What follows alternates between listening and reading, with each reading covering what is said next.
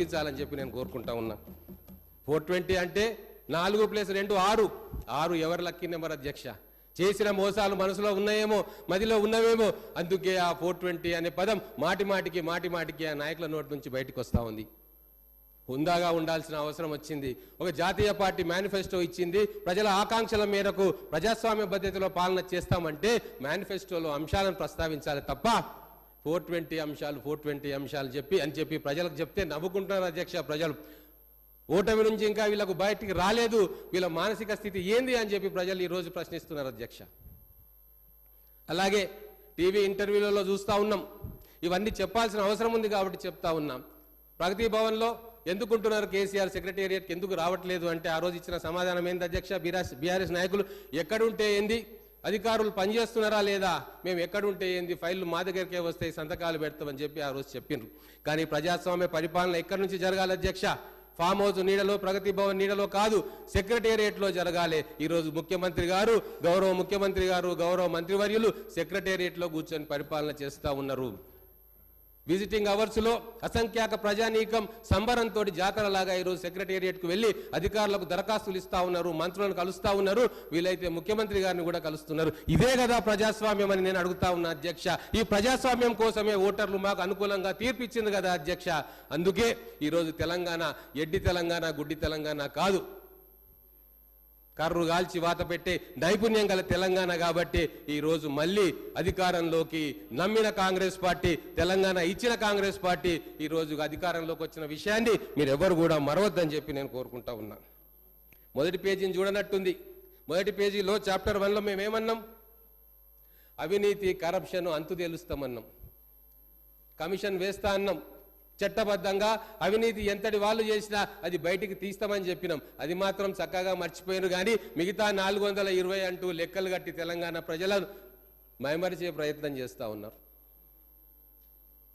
ప్రజాస్వామ్యబద్ధంగా ఎన్నికైన ప్రభుత్వాన్ని చులకన చేసే ప్రయత్నం చేస్తూ ఉన్నారు. ఇది ఎంత మాత్రం సబబు కాదని చెప్పి నేను మీ ద్వారా వారికి తెలియజేసుకుంటా ఉన్నాను. ఈరోజు మేము ముఖ్యమంత్రి గారు ప్రమాణ స్వీకారం చేసిండ్రు, మా మంత్రివర్యులు ప్రమాణ స్వీకారం చేసిన రోజున మేము పాలకులం కాదు సేవకులం అన్న మాట గొప్ప మాట చెప్పిండ్రు. పాలకులం కాదు సేవకులం అన్నప్పుడు మేము ప్రజలకు జవాబుదారీగా ఉంటాం. మేము ప్రజలకు జవాబుదారీగా ఉన్నాం కాబట్టి మా మేనిఫెస్టోలోని అంశాలు, మా భవిష్యత్తులో మేము ఏం చేయబోతా ఉన్నామో గవర్నర్ గారి నోట అక్షరం తప్పకుండా వాటిని పెట్టినాము. వారు చదివినారు, తెలంగాణ ప్రజలు విన్నారు. వాటి మీదనే ఈరోజు డిబేట్ జరుగుతూ ఉంది. ఇచ్చిన మాటకు కట్టుబడ్డది కాంగ్రెస్ పార్టీ. గతంలో తెలంగాణ కోసం మాట ఇచ్చింది. తెలంగాణ కోసం ఎన్ని కష్టాలైనా నష్టాలైనా, పార్టీ నష్టపోయినా, పక్క రాష్ట్రంలో ఉనికి కోల్పోతామని తెలిసినా ఇచ్చిన మాట కోసం కట్టుబడి తెలంగాణ ఇచ్చిన కాంగ్రెస్ పార్టీ ఈరోజు ఖచ్చితంగా మా ప్రభుత్వం ఇచ్చిన హామీలన్నింటినీ నెరవేరుస్తుంది. మీరు సంఖ్యలు లెక్క పెట్టుకోవాల్సిందే తప్ప 5 సంవత్సరాలు కాదు కదా, 10 సంవత్సరాల తర్వాత కూడా మీరు ఈ 420 పదంలోనే మునిగి తేలుతారు. కానీ మా ప్రభుత్వం మాత్రం ఇక్కడనే కూర్చుంటుందని చెప్పి సభాముఖంగా నేను తెలియజేస్తా ఉన్నా. మా హామీలు ఎటువంటి హామీలు అధ్యక్ష? పేద ప్రజలకు ఉపయోగపడే గ్యారెంటీలు. అదే గవర్నర్ గారు చెప్పినారు, ఆర్టీసీలో మహిళలకు ఉచిత ప్రయాణం. ఎద్దేవా చేసినారు అధ్యక్ష. ఆటో డ్రైవర్లతోటి చట్టపట్టాలు వేసుకొని ఆటోలో ఎక్కిండ్రు. చార్టర్ ఫ్లైట్ల విదేశాలకు వెళ్ళే వాళ్ళు ఈరోజు ఆటోలో తిరిగే దుస్థితి పట్టిందంటే అది మా ప్రభుత్వం ఘనత, ప్రజలిచ్చిన తీర్పు ఘనత. 15 కోట్ల అక్క చెల్లెళ్ళు ఈరోజు ఆర్టీసీ బస్సులో ప్రయాణం చేస్తే నిన్ననే ఆర్టీసీ ఎండీ గారు ఒక ప్రకటన ఇచ్చిండ్రు. 532 కోట్ల ప్రజాధనం ఆదా అయ్యింది.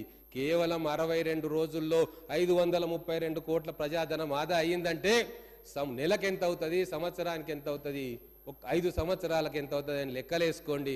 14,000 కోట్ల ప్రజాధనం మా ఒక్క గ్యారెంటీ తోటే ఆదా అవుతా ఉంది. ఇది ప్రజలకు ఇచ్చిన మేలు కాదా, ప్రజలకు జరుగుతున్న మేలు కాదా అని చెప్పి నేను ఈరోజు మిమ్మల్ని అడుగుతా ఉన్నా. తర్వాత మేమేమన్నాం అధ్యక్ష? టీఎస్పీఎస్ ప్రక్షాళన చేస్తామన్నాం. చేయలేదా అధ్యక్ష? నిరుద్యోగులు ఎన్ని ఉద్యమాలు చేసిండ్రు, ఆ బోర్డును రద్దు చేయాలి, పేపర్లు అమ్ముకుంటున్నారు, లీకేజీ జరుగుతూ ఉన్నది, అధికార పార్టీ సభ్యులు పేపర్లను అమ్ముకుంటారు అని చెప్పి మేము అనట్లేదు అధ్యక్ష. కడుపు మండిన నిరుద్యోగులు రోడ్ల మీదకి వచ్చి ఉద్యమాలు చేసిండ్రు. ప్రవళిక అనే యువతి ఆత్మహత్య చేసుకుంటే లవ్ స్టోరీ, లవ్ యాంగిల్ అంటగట్టిన దుర్మార్గపు నీచమైన ప్రభుత్వం గత ప్రభుత్వం అని చెప్పి నేను ఈరోజు చెప్తా ఉన్నా. ఈరోజు మేము ప్రక్షాళన చేసి కొత్త చైర్మన్ పెట్టి కొత్త అభ్యర్థులు కొత్త మెంబర్స్ను పెట్టి ఈరోజు పారదర్శకంగా ఒక పరిపాలన చేయాలన్న సంకల్పం ఈరోజు మా కాంగ్రెస్ ప్రభుత్వానికి ఉన్నది అధ్యక్ష. ఉద్యోగాలు ఇచ్చినామని చెప్పి వీళ్ళు ఎలక్షన్ల ముందు ఎన్నో మాటలు చెప్పిండ్రు. కానీ ఎన్ని ఉద్యోగాలు ఇచ్చినావో నీకు తెలుసు, మాకు తెలుసు. గుండె మండిన నిరుద్యోగులను అడిగితే తెలుస్తుంది ఎన్ని ఉద్యోగాలు వచ్చినాయో, ఎన్ని పేపర్ లీకేజీలు అయినాయో, ఎన్ని కుటుంబాలు రోడ్డున పడ్డాయో. అది వాళ్ళని అడిగితే తెలుస్తుంది అధ్యక్ష. ధరణి గురించి కూడా మాట్లాడుకోవాలి. ధరణి లక్షల మంది రైతాంగానికి కంటి మీద కునుకు లేకుండా చేసింది, పంచాయతీలు పెట్టింది, అన్నదమ్ముల మధ్య గొడవలు పెట్టింది, ఇరుగు పొరుగు మధ్య గొడవలు పెట్టింది, హత్యలకు కూడా దారితీసింది. అటువంటి ధరణిని ప్రక్షాళన చేస్తామని చెప్పినాము. ఆ దిశగా మా ప్రయత్నం కొనసాగుతుంది. కమిటీ వేసినాం, మా సీనియర్ మంత్రుల నాయకత్వంలో అధికారులతోటి కమిటీ వేసినాం. ఖచ్చితంగా ధరణిలోని లోపాలను సవరిస్తాం, అవసరమైతే ప్రక్షాళన చేస్తాం. రివ్యూ సందర్భంగా నేను కూడా అక్కడ ఉన్నా. మా ముఖ్యమంత్రి గారు ఒక వ్యాలిడ్ పాయింట్ అక్కడ లేవనెత్తినారు అధ్యక్ష. ఎక్కడో టెరాసిస్ అనే సంస్థ ధరణి యొక్క మాస్టర్ కి దాని చేతిలో ఉంది. అది విదేశీ సంస్థ. దాని మూలాలు ఎక్కడున్నాయో, దాని డైరెక్టర్లు ఎవరో, దాని ఓనర్లు ఎవరో కూడా ఎవరికి తెలియదు. మరి ఒక విదేశీ సంస్థకు మన భూభాగంలో, భారత భూభాగంలో ఆస్తుల విలువ, మనుషుల సమాచారం అంతా కూడా ఇస్తే అది దేశ సమగ్రతకు ముప్పు కాదా అని చెప్పి ఆ రోజు మన గౌరవ ముఖ్యమంత్రి గారు ప్రశ్న లేవనెత్తిరు. అందుకోసమే రాష్ట్ర ప్రభుత్వానికే ఈ ఇన్ఫర్మేషన్ అంతా ఉండాలని చెప్పి అది మళ్ళీ రాష్ట్ర ప్రభుత్వ కంట్రోల్కి ఆ ఇన్ఫర్మేషన్ తీసుకొచ్చిన ఘనత మన కాంగ్రెస్ ప్రభుత్వాన్ని అని చెప్పి ఇప్పుడు తెలియజేసుకుంటా ఉన్నాం. ఆర్థిక క్రమశిక్షణ గురించి కూడా మళ్ళీ మనం మాట్లాడుకోవాలి. ఏ ప్రభుత్వమైనా పారదర్శకంగా ఉంది అంటే దానికి ఎగ్జాంపుల్ శ్వేతపత్రం ప్రకటిస్తుంది అధ్యక్ష. ఆర్థిక శ్వేతపత్రం మేము ప్రకటించినాం, విద్యుత్ మీద శ్వేతపత్రం ప్రకటించినాం. ఎంత నిష్పక్షపాతంగా ఉన్నామో ఇది ఒక్కటి చాలా అధ్యక్ష. మా ప్రభుత్వం లైన్ ఎట్లా ఉండబోతుంది, మా ప్రభుత్వం భవిష్యత్తులో ఎటువంటి కార్యక్రమాలు చేస్తుంది, ప్రజాపాలన ప్రజా సంక్షేమమే దృష్టిగా మా పాలన కొనసాగుతుంది. దాపరికం ఉండదు మాకు. ఏ విషయం కూడా ప్రజలతో చర్చిస్తాం. ఈ అసెంబ్లీ సాక్షిగా నిర్ణయాలు ఉంటాయి. ఈ అసెంబ్లీ సాక్షిగా డిబేట్ జరుగుతుంది. ప్రతిపక్ష సభ్యులకు కూడా సముచిత సమయం ఇస్తాం, వాళ్ళకు కావాల్సినంత సమయం ఇస్తామని చెప్పి ఆ రోజు ముఖ్యమంత్రి గారు చెప్పడం జరిగింది. కానీ గతంలో ఏం జరిగింది అధ్యక్ష? ఎన్ని వందల దొంగ జీవోలు వచ్చినాయి. కుటుంబం కోసం కొన్ని జీవోలు, అధికారుల కోసం కొన్ని జీవోలు, ప్రజల కోసం కొన్ని జీవోలు, ఎవరికీ కనబడకుండా మాయమైన కొన్ని జీవోలు, ఇట్లా వేల జీవోలు ఆ రోజు ఎవరికీ తెలవకుండా ఇచ్చి ఎన్ని వందల ఎకరాల భూమిని హాంఫర్ట్ చేసిండ్రు అనేది కూడా లెక్కలు తేల్చాల్సిన సందర్భం ఇప్పుడు వచ్చిందని తెలియజేసుకుంటా ఉన్నా. సీఎం కుర్చీ అంటే సింహాసనం కాదు, అధికారం అంటే రాజరికం కాదు. ఇదే కాంగ్రెస్ పార్టీ ఫిలాసఫీ. అధికారం ఉన్నది ప్రజలకు సేవ చేయడానికి. కానీ గత 10 సంవత్సరాల్లో ఏం జరిగింది అధ్యక్ష? ప్రగతి భవన్లో పాలన జరిగింది. రజనీకాంత్ గారు డైలాగ్ ఒకటి ఉంటుంది, చాలా మందికి తెలిసే ఉంటుంది, పంచ్ డైలాగ్. అప్పుడప్పుడు ప్రతిపక్ష సభ్యులు కూడా కొన్ని పంచ్ డైలాగులు కొడతా ఉంటారు. దేవుడు శాసిస్తాడు, అరుణాచలం పాటిస్తాడు. అక్కడ దేవుడు ప్రగతి భవన్లో శాసిస్తాడు, ఇక్కడ అధికారులు, మంత్రులు, ఎమ్మెల్యేలు, ఎంపీలు అందరూ కూడా పాటిస్తారు. అందుకే పరిపాలన ఇంత అగమ్య గోచరంగా తయారైంది. అందుకే ప్రజలు వాళ్ళని తిరస్కరించిండ్రు. అందుకే ఈరోజు ఒక పారదర్శక పరిపాలన, ఆర్థిక క్రమశిక్షణతో కూడిన పరిపాలన రావాలని చెప్పి మా ప్రభుత్వం కృషి చేస్తూ ఉంది.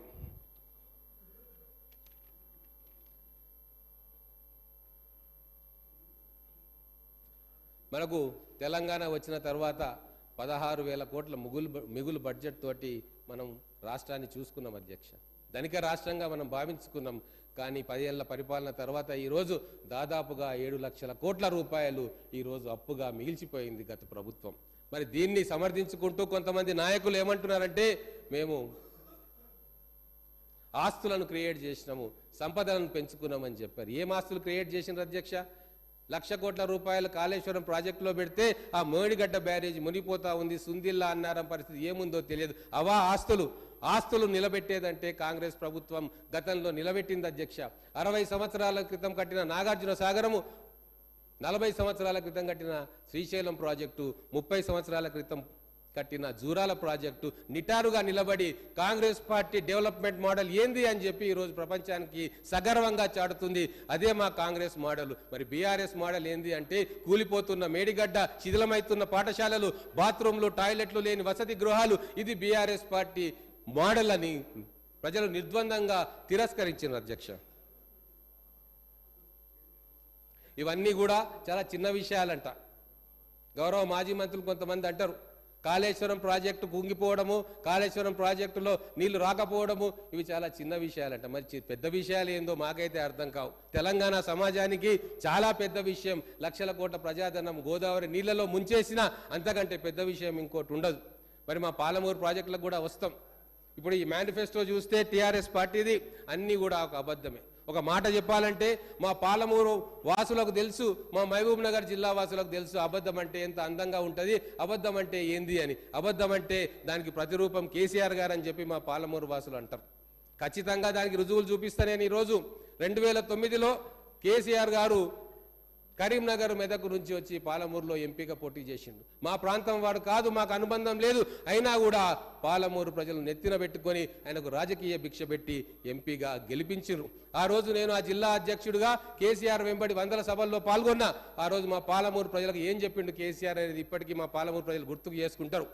కృష్ణానదిలో కాళ్ళడ్డం పెట్టి నీళ్లు మలుపుతా, పెండింగ్ ప్రాజెక్టులు 6 నెలల్లో క్లియర్ చేస్తా, పాలమూరును సస్యశ్యామలం చేస్తా అని చెప్పి 2009లో మాటలు చెప్పిన కేసీఆర్ గారు ముఖ్యమంత్రి అయిన తర్వాత కూడా పాలమూరుకు మొండి చేయి చూపించిన విషయం మా పాలమూరు ప్రజలు గుర్తుకు చేసుకుంటా ఉన్నారు. పెండింగ్ ప్రాజెక్టులు పూర్తి చేయలే. జూరాల నుంచి రావాల్సిన పాలమూరు రంగారెడ్డి లిఫ్ట్ ఇరిగేషన్ను పైపులకో, కాసులకో, కమిషన్లకో కక్కుర్తిపడి శ్రీశైలం బ్యాక్వాటర్కు తీసుకుపోయి ఇప్పటికీ కూడా ఎన్విరాన్మెంట్ క్లియరెన్స్ కావాలని, ఫారెస్ట్ క్లియరెన్స్ కావాలని రకరకాల క్లియరెన్సులతోటి ఆ ప్రాజెక్టును త్రిశంకు స్వర్గంలా మార్చిన ఘనత గత బీఆర్ఎస్ పాలకులది కాదా అని చెప్పి నేను అడుగుతా ఉన్నా. అందుకే ఈరోజు గౌరవ ముఖ్యమంత్రి గారు ఎడారిగా మారిన పశ్చిమ మహబూబ్ నగర్ జిల్లాను సస్యశ్యామలం చేయడానికే ఆగమేఘాల మీద కోడంగల్ నారాయణపేట ఎత్తిపోతల పథకాన్ని మంజూరు చేసి శాంక్షన్ చేయించిండు. వారికి మా పాలమూరు జిల్లా ప్రజల తరఫున ధన్యవాదాలు తెలుపుకుంటా ఉన్నాను అధ్యక్ష. ఇప్పుడు ఇండస్ట్రీస్ విషయం వద్దాం. మా శ్రీధర్ బాబు గారు వారి నేతృత్వంలో, గౌరవ ముఖ్యమంత్రి గారి నేతృత్వంలో స్విట్జర్లాండ్ దావోస్కి వెళ్ళిండ్రు అధ్యక్ష. మొదటి రోజు ఏం న్యూస్ రాలే. సోషల్ మీడియాలో వాళ్ళ పేడ్ వారియర్స్ రాసేసిర్రు, అక్కడ ఏం జరుగుతలేదు. గతంలో పోయిన మంత్రి గారు చాలా అద్భుతంగా ఇంగ్లీష్ మాట్లాడతారు కాబట్టి అందరినీ మైమర్పించి ఎంఓయూలు చేసుకున్నారు, వీళ్ళకి ఏం చేత కాదు, విందులు వినోదాల్లో మునిగిపోతున్నారు అని చెప్పి ట్రోలింగ్ వచ్చింది అధ్యక్ష. కానీ తెల్లారి లేసి చూస్తే హెడ్డింగ్స్ ఏమున్నాయి అధ్యక్ష పేపర్లో? 40,000 కోట్ల ఎంఓయూలు సంతకాలు చేసింది మన తెలంగాణ ప్రభుత్వం, గౌరవ ముఖ్యమంత్రి గారి నేతృత్వంలో, గౌరవ ఐటీ ఇండస్ట్రీ శాఖ మంత్రి నేతృత్వంలో. మింగుడు పడలేదు అధ్యక్ష. 40,000 కోట్ల రూపాయల ఎంఓయూ పోయిన ప్రభుత్వం ఏర్పాటైన తొలినాళ్లలోనే, పోయిన ఫస్ట్ విజిట్లోనే ఎట్లా చేయగలుగుతారు? మేము 4 సార్లు 5 సార్లు స్పెషల్ ఫ్లైట్లు వేసుకున్నా, ఇంతింత తాటికాయంత అక్షరాలతోటి ఇంగ్లీష్ పేపర్లో దేశమంతా రాయించుకున్నా, మాకు 4 సార్లు పోయినా కూడా 19,000 కోట్ల ఎంఓయూ దాటలేదు. వీళ్లకు ఒకటేసారి ఫస్ట్ విజిట్లో 40,000 కోట్ల ఎంఓయూ ఎట్లొచ్చింది అని చెప్పి ముక్కున వేలేసుకున్నారు. అట్లా ముక్కున వేలేసుకొని కాముకుంటే బాగానే ఉండేది. కానీ ఏం చేసిండ్రు అధ్యక్ష? ఇంగ్లీష్ సరిగ్గా మాట్లాడలేదు, డ్రెస్ సరిగ్గా లేదు, అది సరిగ్గా లేదు అనుకుంటూ మళ్ళా ట్రోలింగ్ చేసారు అధ్యక్ష. నేను ఒక మాట చెప్తా ఉన్నా, అదే దావోస్లో తమిళనాడు ముఖ్యమంత్రి ఇంగ్లీషులో నిష్ణాతుడు అయినా కూడా మాతృభాష తమిళంలోనే అక్కడ అంతర్జాతీయ సంస్థల ప్రతినిధులతోటి వాళ్ళు స్పీచ్ ఇచ్చింది. పుతిన్ రష్యా దేశ అధిపతి ఎక్కడ పోయినా రష్యాలోనే మాట్లాడతాడు. చైనా దేశ అధ్యక్షుడు ఎక్కడ పోయినా చైనీస్ భాషలో మాట్లాడతాడు. జపాన్ దేశ అధ్యక్షుడు ఎక్కడ పోయినా జపాన్ భాషలో మాట్లాడతాడు. కొరియా దేశ అధ్యక్షుడు కూడా కొరియా దేశ భాషలో మాట్లాడతారు. అంటే మాతృభాషలోనే మాట్లాడతారు. అంటే ఇంగ్లీష్ రాకుంటే వాళ్ళు పరిపాలన దక్షులు కాదా? ఇంగ్లీష్ వస్తేనే వాళ్ళకి అడ్మినిస్ట్రేషన్ వస్తుందా? ఇంగ్లీష్ నేర్చుకొని వెలగబెట్టి ఎంత బ్రహ్మాండమైన అడ్మినిస్ట్రేషన్ చేసిరో ఈ 10 సంవత్సరాల్లో మనం చూసినాం కదా అధ్యక్ష. మా రేవంత్ రెడ్డి గారు గ్రామీణ తెలంగాణలో చదువుకున్నాడు, డిగ్రీ ఇంటర్మీడియట్ అక్కడనే వనపర్తిలో చదువుకున్నాడు, మాతృభాషలో చదువుకున్నాడు, కానీ గొప్ప పరిపాలనా దక్షుడు. అందుకే పోయిన మొదటి విజిట్లోనే 40,000 కోట్ల రూపాయల ఎంఓయూ తోటి మా శ్రీధర్ బాబు గారు వారు వచ్చి తెలంగాణకే ఈరోజు గర్వకారణమైనరు. ఇది చెప్పడానికి కాంగ్రెస్ పార్టీలో ఎమ్మెల్యేగా నేను సంతోషపడతా ఉన్నా. ఎంఎస్ఎంఈలు మూతబడ్డాయి, ఒక పాలసీ లేదు, కేవలం అసోసియేషన్ మీటింగ్లకు పోయి ఇంగ్లీష్ మాట్లాడడం తప్ప వాళ్ళ సమస్యలు ఏంది, ఎందుకు లాకౌట్ అవుతుంది, ప్రభుత్వం నుంచి వాళ్ళకి ఏం సహకారం కావాలి, ఇవన్నీ కూడా ఏ రోజు చర్చకు రాలేదు. అందుకే మా ప్రభుత్వం కఠినమైన నిర్ణయాలు తీసుకుంటుంది, వాళ్ళకు చేయూతనిస్తుంది, వాళ్లకు ఉపశమనం కలిగించే పాలసీ డెసిషన్లు కూడా మా రాబోయే రోజుల్లో మా మంత్రి గారు ముఖ్యమంత్రి గారి ఆధ్వర్యంలో ఖచ్చితంగా జరుగుతాయి. మరొక స్వర్ణయుగం మ్యానుఫ్యాక్చరింగ్ ఇండస్ట్రీ ఐటీ సెక్టర్లో తెలంగాణలో రాబోతా ఉంది. మేము అది చేసినాం ఇది చేసినామని ట్విట్టర్లో, ఫేస్బుక్లో, ఇన్స్టాగ్రామ్లో పెట్టారు. ఏం చేసిండ్రు అధ్యక్ష? 10 సంవత్సరాల్లో ఔటర్ రింగ్ రోడ్లు కట్టినరా? ఎయిర్పోర్ట్ కట్టినరా, హైటెక్ సిటీని నిర్మాణం చేసిండ్రా, మెట్రో రైలు తెచ్చిండ్రా, ఏమి తెచ్చిండ్రు? కొత్త ఐటీ పార్క్ తెచ్చిండ్రా, ఎస్సీజెడ్లను తెచ్చిండ్రా? ఇవన్నీ కూడా గత ప్రభుత్వాలు తెచ్చినవే కదా. తెచ్చుకున్నారు, సెల్ఫీలు తీసుకున్నారు, ఫేస్బుక్లో పెట్టుకున్నారు, దానికి ఫాలోయింగ్ లైకులు తెచ్చి ఖుషి అయిపోయారు. అది తప్ప ఏమీ జరగలేదు తెలంగాణలో 10 సంవత్సరాలు. ఇప్పుడు నిజంగా స్వర్ణయుగం రాబోతా ఉంది తెలంగాణకు. ఇన్వెస్ట్మెంట్ల పరంగా, పరిశ్రమల పరంగా ఈరోజు ఖచ్చితంగా స్వర్ణయుగం రాబోతా ఉంది. విద్య గురించి కూడా మనం మాట్లాడుకోవాల్సిన అవసరం ఉంది అధ్యక్ష. ఈరోజు చాలా దారుణమైన పరిస్థితి. తెలంగాణ తెచ్చుకున్నదే మన పిల్లల బాగు కోసం, వాళ్ళ భవిష్యత్తు కోసం. కానీ 10 సంవత్సరాల్లో ఏం జరిగింది? పాఠశాలలు పెరగలేదు అధ్యక్ష. గురుకులాల పేరు మీద ఒయాసిస్ ఆఫ్ ఎక్సలెన్స్ నిర్మాణం చేసిరు. వాళ్ళు కూడా మా మిత్రులు చెప్పినట్టు అద్దె భవనాల్లోనే ఇంకా అక్కడ చదువు కొనసాగుతూ ఉంది. మౌలిక వసతుల కల్పన లేదు. అక్కడ టీచర్ల కొరత ఉంది. 20,000 మంది టీచర్లు రిటైర్ అయిపోతే కనీసం ఒక్క టీచర్ను కూడా నియామకం చేసుకునే సోయి గత ప్రభుత్వానికి లేదు అధ్యక్ష. అంతేకాదు 9,000 మంది విద్యా వాలంటీర్లను ఉన్న పలంగా ఏకకాలంలో వాళ్ళను రద్దు చేసి పిల్లలకు విద్యను దూరం చేసింది అధ్యక్ష. కొన్ని గణాంకాలు నేను ఇయ్యదలుచుకున్న ఈరోజు, అవి తెలిస్తే తెలంగాణ ప్రజలు షాక్ అవుతారు అధ్యక్ష. కేంద్ర ప్రభుత్వం ప్రతి సంవత్సరము స్కూళ్ళ పరిస్థితిని, విద్యాశాఖ పరిస్థితిని, లేకుంటే ఆ ప్రాంతంలో ప్రతి రాష్ట్రంలో ఎట్లా ఉంది ఎడ్యుకేషన్ అని చెప్పి సర్వే చేస్తారు అధ్యక్ష. ఆ సర్వేలో ఏం తేలింది అధ్యక్ష? వింటే తెలంగాణ ప్రజలు ముక్కు మీద వేలేసుకుంటారు. ఈరోజు పాఠశాలల పనితీరులో 36 రాష్ట్రాలుంటే మనం 31వ ప్లేస్ అధ్యక్ష. మౌలిక వసతుల సదుపాయాల కల్పనలో మనది 32వ స్థానం అధ్యక్ష. లర్నింగ్ అవుట్కమ్స్ అనేది చాలా పెద్ద సబ్జెక్ట్ అధ్యక్ష. అది టీచర్లకు, విద్యావేత్తలకు తెలుసు. ఆ లర్నింగ్ అవుట్కమ్లో మనము 35వ స్థానం 36 రాష్ట్రాలు ఉంటే, అంటే కేవలం మేఘాలయ రాష్ట్రం కంటే మనం ముందున్నాం అధ్యక్ష. ఇది 10 సంవత్సరాల్లో విద్యలో మనం తెచ్చుకున్న పురోగతి, మనం ముందుకు పోయిన పరిస్థితి. ఉపాధ్యాయ శిక్షణలో 25వ స్థానం, అడ్మినిస్ట్రేషన్లో 27వ స్థానం. నేను విద్యాయాత్ర అని చెప్పి మా నియోజకవర్గంలో స్కూళ్ళని తిరుగుతూ ఉన్నా అధ్యక్ష. మౌలిక సదుపాయాలు ఏమున్నాయి, ఏమైనా వాళ్ళకు రెమెడీ ఇవ్వచ్చా, ఇమ్మీడియట్గా వాళ్ళకు ఉపశమనం కలిగించవచ్చా అని చెప్పి ప్రతి స్కూల్ను విజిట్ చేస్తూ ఉన్నా అధ్యక్ష. హాస్టళ్లను విజిట్ చేస్తూ ఉన్నా అధ్యక్ష. మా దగ్గర 2 బీసీ హాస్టళ్ళు ఉన్నాయి, మహిళలకు, బాయ్స్కు, గర్ల్స్కు అధ్యక్ష. 350 మంది పిల్లలు చిన్న అద్దె భవనంలో బాలికలు ఉంటారు. ఒక్కొక్క గదిలో 15 మంది 20 మంది. కాళ్ళు జాపుకుంటే ఇంకోరు ముఖానికి తగులుతుంది అధ్యక్ష. బెడ్షీట్లు ఉండవు, బెడ్స్ లేవు, టాయిలెట్స్ లేవు, వంటగది లేదు. ఇటువంటి పరిస్థితుల్లో 10 సంవత్సరాలు దుర్భర జీవితం గడిపిన మన చిన్నారులు. ఇదే అధ్యక్ష అభివృద్ధి? ఇదేనా గొప్పగా చెప్పుకోవాలి? ఇంపాక్ట్ ఫీచర్స్ వేసుకొని ఇండియా టుడే మ్యాగజైన్లో దేశమంతా పత్రికా ప్రకటనలు ఇచ్చి మేము నెంబర్ 1 అని అనుకుంటే సరిపోదు అధ్యక్ష. గ్రామాలలో పోయి మన పాఠశాలలు ఎట్లున్నాయి, మన పిల్లలు ఏం చదువుతా ఉన్నారు, వాళ్ళ ఆర్థిక పరిస్థితి ఏముంది, ఏ రోజైనా సర్వే చేయించారు అధ్యక్ష? పేడ్ సర్వేలు తప్ప నిజమైన సర్వేలు ఏ రోజు కూడా కాలేదు. అలాంటి పేడ్ సర్వేలను నమ్ముకొని ఈరోజు వాళ్ళు ప్రతిపక్ష స్థానంలో కూర్చున్నారు. ప్రజలను నమ్ముకొని మేము ఈరోజు ఇక్కడ అధికారంలో ఉన్నామని చెప్పడానికి ఎటువంటి సంకోచం లేదు అధ్యక్ష మాకు. అలాగే ఇంజనీరింగ్ కాలేజీల గురించి మాట్లాడుకుందాం. ఈరోజు గ్రామీణ ఇంజనీరింగ్ కాలేజీలు 150 కాలేజీలు 2014 నుంచి ఇప్పటిదాకా మూతపడ్డాయి అధ్యక్ష. గ్రామీణ ఇంజనీరింగ్ కాలేజీలు మూతపడితే, ఫీజు రియంబర్స్మెంట్ ఆగిపోతే మన పేద విద్యార్థులు, పేదరికంలో ఉన్న తల్లిదండ్రుల పిల్లలు ఇంజనీరింగ్, మెడికల్ కాలేజీల చదువులకు నోచుకోవద్దా అధ్యక్ష? మరి వారి గురించి ఏమైనా చర్యలు తీసుకున్నారా? కేవలం 4 ప్రభుత్వ ఇంజనీరింగ్ కాలేజీలు ఈ 10 సంవత్సరాల్లో గత ప్రభుత్వం ఏర్పాటు చేసింది అంటే సాంకేతిక విద్య మీద వాళ్ళకున్న శ్రద్ధ మనకి ఈ రోజు అర్థమవుతా ఉంది అధ్యక్ష. అందుకే ఈరోజు ఈ ప్రభుత్వం నిర్ణయం తీసుకుంటా ఉంది. మన పోయినరు థేమ్స్ నదిలా ఎట్లయితే అక్కడ అభివృద్ధి ఉందో ఖచ్చితంగా అటువంటి అభివృద్ధి ఇక్కడ మూసీ రివర్ ఫ్రంట్లో జరుగుతుంది అధ్యక్ష. మాకు నమ్మకం ఉంది. గతంలో కేసీఆర్ గారు అన్న మాటలు ఇప్పటికీ జోకులుగా పేలుతా ఉన్నాయి. హుస్సేన్ సాగర్ నీళ్లు టెంకాయ నీళ్ళగా అయితే తాగొచ్చు అన్నారు. మరి తాగుతున్నామా అధ్యక్ష టెంకాయ నీళ్లు? టెంకాయ నీళ్లు కాదు కదా, మిషన్ భగీరథలో వచ్చే నీళ్ళను కూడా ఎవరు తాగట్లేదు. ఎందుకంటే ఫిల్టర్ కావట్లేదు, మురికి నీళ్ళు వస్తూ ఉన్నాయి. మళ్ళీ భూగర్భ జలాలను ఆశ్రయించి ఫిల్టర్ వాటర్ ప్లాంట్లను పెట్టుకొని తాగుతున్నారు తప్ప ఈ మిషన్ భగీరథ నీళ్లు చాలా చోట్ల తాగడానికి అనర్హంగా అవి ఉన్నాయన్న విషయాన్ని మీ అందరి ద్వారా ప్రజలకు తెలియజేస్తా ఉన్నారు అధ్యక్ష. తర్వాత ఇంకొక విషయం, క్యాస్ట్ సెన్సస్ అధ్యక్ష, కులగణన. ఈరోజు బీసీ, ఎస్సీ, ఎస్టీ వర్గాలు మా వాటా ఎంత, మా జనాభా ఎంత, మా లెక్కలు మాకు కావాలి అని చెప్పి బీసీ సెక్షన్స్, బ్యాక్వర్డ్ క్లాసెస్, వెనుకబడిన తరగతులు అన్నీ కూడా అడుగుతూ ఉన్నాయి. అది ఎంత పెద్ద విద్య అధ్యక్ష? మేము మా జాతీయ నాయకత్వం కూడా నిర్ణయం తీసుకుంది, కులగణన జరుపుతామని చెప్పి. అలాగే ఇక్కడ రాష్ట్రంలో కూడా నిర్ణయం తీసుకుంది. రేపు అసెంబ్లీలో నిర్ణయం ఖచ్చితంగా ఉంటుంది. కులగణన అనేది ఖచ్చితంగా జరుగుతుంది. మా కాంగ్రెస్ ప్రభుత్వం ఇతర రాష్ట్రాల్లో అధికారంలో ఉంది, అక్కడ కులగణనకు శ్రీకారం చుట్టింది. కొన్ని రాష్ట్రాలు కూడా వేరే బీజేపీ పాలిత రాష్ట్రాలు కాకుండా ఇతర రాష్ట్రాలు కులగణనకు అంగీకారం తెలిపి ఆ ప్రక్రియ మొదలుపెట్టింది అధ్యక్ష. ఇంకొక విషయం, సామాజిక తెలంగాణ గురించి మనం మాట్లాడుతూ ఉన్నాం. నిన్ననే గౌరవ ముఖ్యమంత్రి గారి కుమార్తె వచ్చి జ్యోతిరావు పూలే విగ్రహం ఇక్కడ కావాలని అడిగింది. ఎంత ఆశ్చర్యం అధ్యక్ష. సామాజిక మాజీ ముఖ్యమంత్రి వారి కుమార్తె వచ్చింది. ఎంత హాస్యాస్పదం అధ్యక్ష. ప్రజలు నవ్వుకుంటారని కూడా వీళ్ళకి తెలియదు. 10 సంవత్సరాలు ఎవరు అడ్డుకున్నారు అధ్యక్ష వీళ్ళను?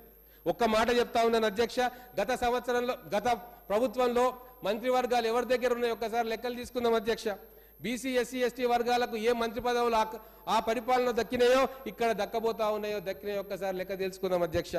గత ప్రభుత్వంలో యానిమల్ హస్బెండరీ ఫిషరీస్ బీసీ మంత్రి, ఎస్సీ వెల్ఫేర్కు ఎస్సీ మంత్రి, BC welfare women and child development tribal వెల్ఫేర్కు ఎస్టీ మంత్రి. ఒక్క ఎక్సైజ్ అండ్ టూరిజమే కొద్దో గొప్ప మెరుగైన శాఖ ఒక బీసీ శాసనసభ్యునికి ఇచ్చారు. మరి ఈరోజు 12 మంది శాసనసభ్యులు మంత్రులుగా ప్రమాణ స్వీకారం చేస్తే దాంట్లో ఒక్కసారి నేను చెప్తా అధ్యక్ష, ఫైనాన్స్ చాలా పవర్ఫుల్ పోర్ట్ఫోలియో అధ్యక్ష, పవర్ అధ్యక్ష, ఈ 2 ఎస్సీ శాసనసభ్యుని చేతిలో ఉన్నాయి అధ్యక్ష. హెల్త్ అండ్ ఫ్యామిలీ వెల్ఫేర్ చాలా పెద్ద పోర్ట్ఫోలియో అధ్యక్ష, ఇది కూడా ఒక దళిత శాసనసభ్యుడు మంత్రిగా ఉన్నారు అధ్యక్ష. ట్రాన్స్పోర్ట్ అధ్యక్ష ఒక బీసీ మంత్రి ఉన్నారు అధ్యక్ష. దానికి పంచాయతీరాజ్ అధ్యక్ష, రూరల్ డెవలప్మెంట్ అత్యధిక నిధులు ఈ డిపార్ట్మెంట్ నుంచే ఖర్చు చేస్తాం అధ్యక్ష. అది ఒక గిరిజన బిడ్డ చేతిలో ఉంది అధ్యక్ష. ఇంతకంటే సాక్ష్యం ఏం కావాలి అధ్యక్ష? సామాజిక తెలంగాణ కోసం, తెలంగాణ బ్రతుకు కోసం, తెలంగాణ భవిష్యత్తు కోసం కాంగ్రెస్ పార్టీ తప్ప ఇంకో పార్టీ పనిచేయడానికి ఇంతకంటే గొప్ప సాక్ష్యం ఏం కావాలి అధ్యక్ష? అయినా మా మిత్రులు మాట వినరు. నేను చెప్పేవన్నీ కూడా వాళ్ళకు ఎక్కదు, ఎందుకంటే వాళ్ళు అధికారం మత్తులో ఉన్నారు కాబట్టి. వాళ్ళ కోసం ఈ మధ్య నేను కూడా వేమన పద్యం సుమతి శతకం చదువుతున్న అధ్యక్ష. ఎందుకంటే ఆ మధ్యనే అవతల కూర్చున్న ఒక నాయకుడు ఒక వేమన పద్యం చెప్పిండు. ఎంత బ్యాడ్ టేస్ట్లో ముఖ్యమంత్రి గారిని ఉద్దేశించి అన్నాడు. నేను కూడా ఒక మాట చెప్పి ముగిస్తా అధ్యక్ష. తివిరి ఇసుమున తైలంబు తీయవచ్చు, తవిలి ముగతృష్ణలో నీరు త్రాగవచ్చు, తిరిగి కుందేటి కొమ్ము సాధించవచ్చు, చేరి మూర్ఖుల మనసు రంజింపరాదు. దీనితో నేను ముగిస్తున్నా అధ్యక్ష.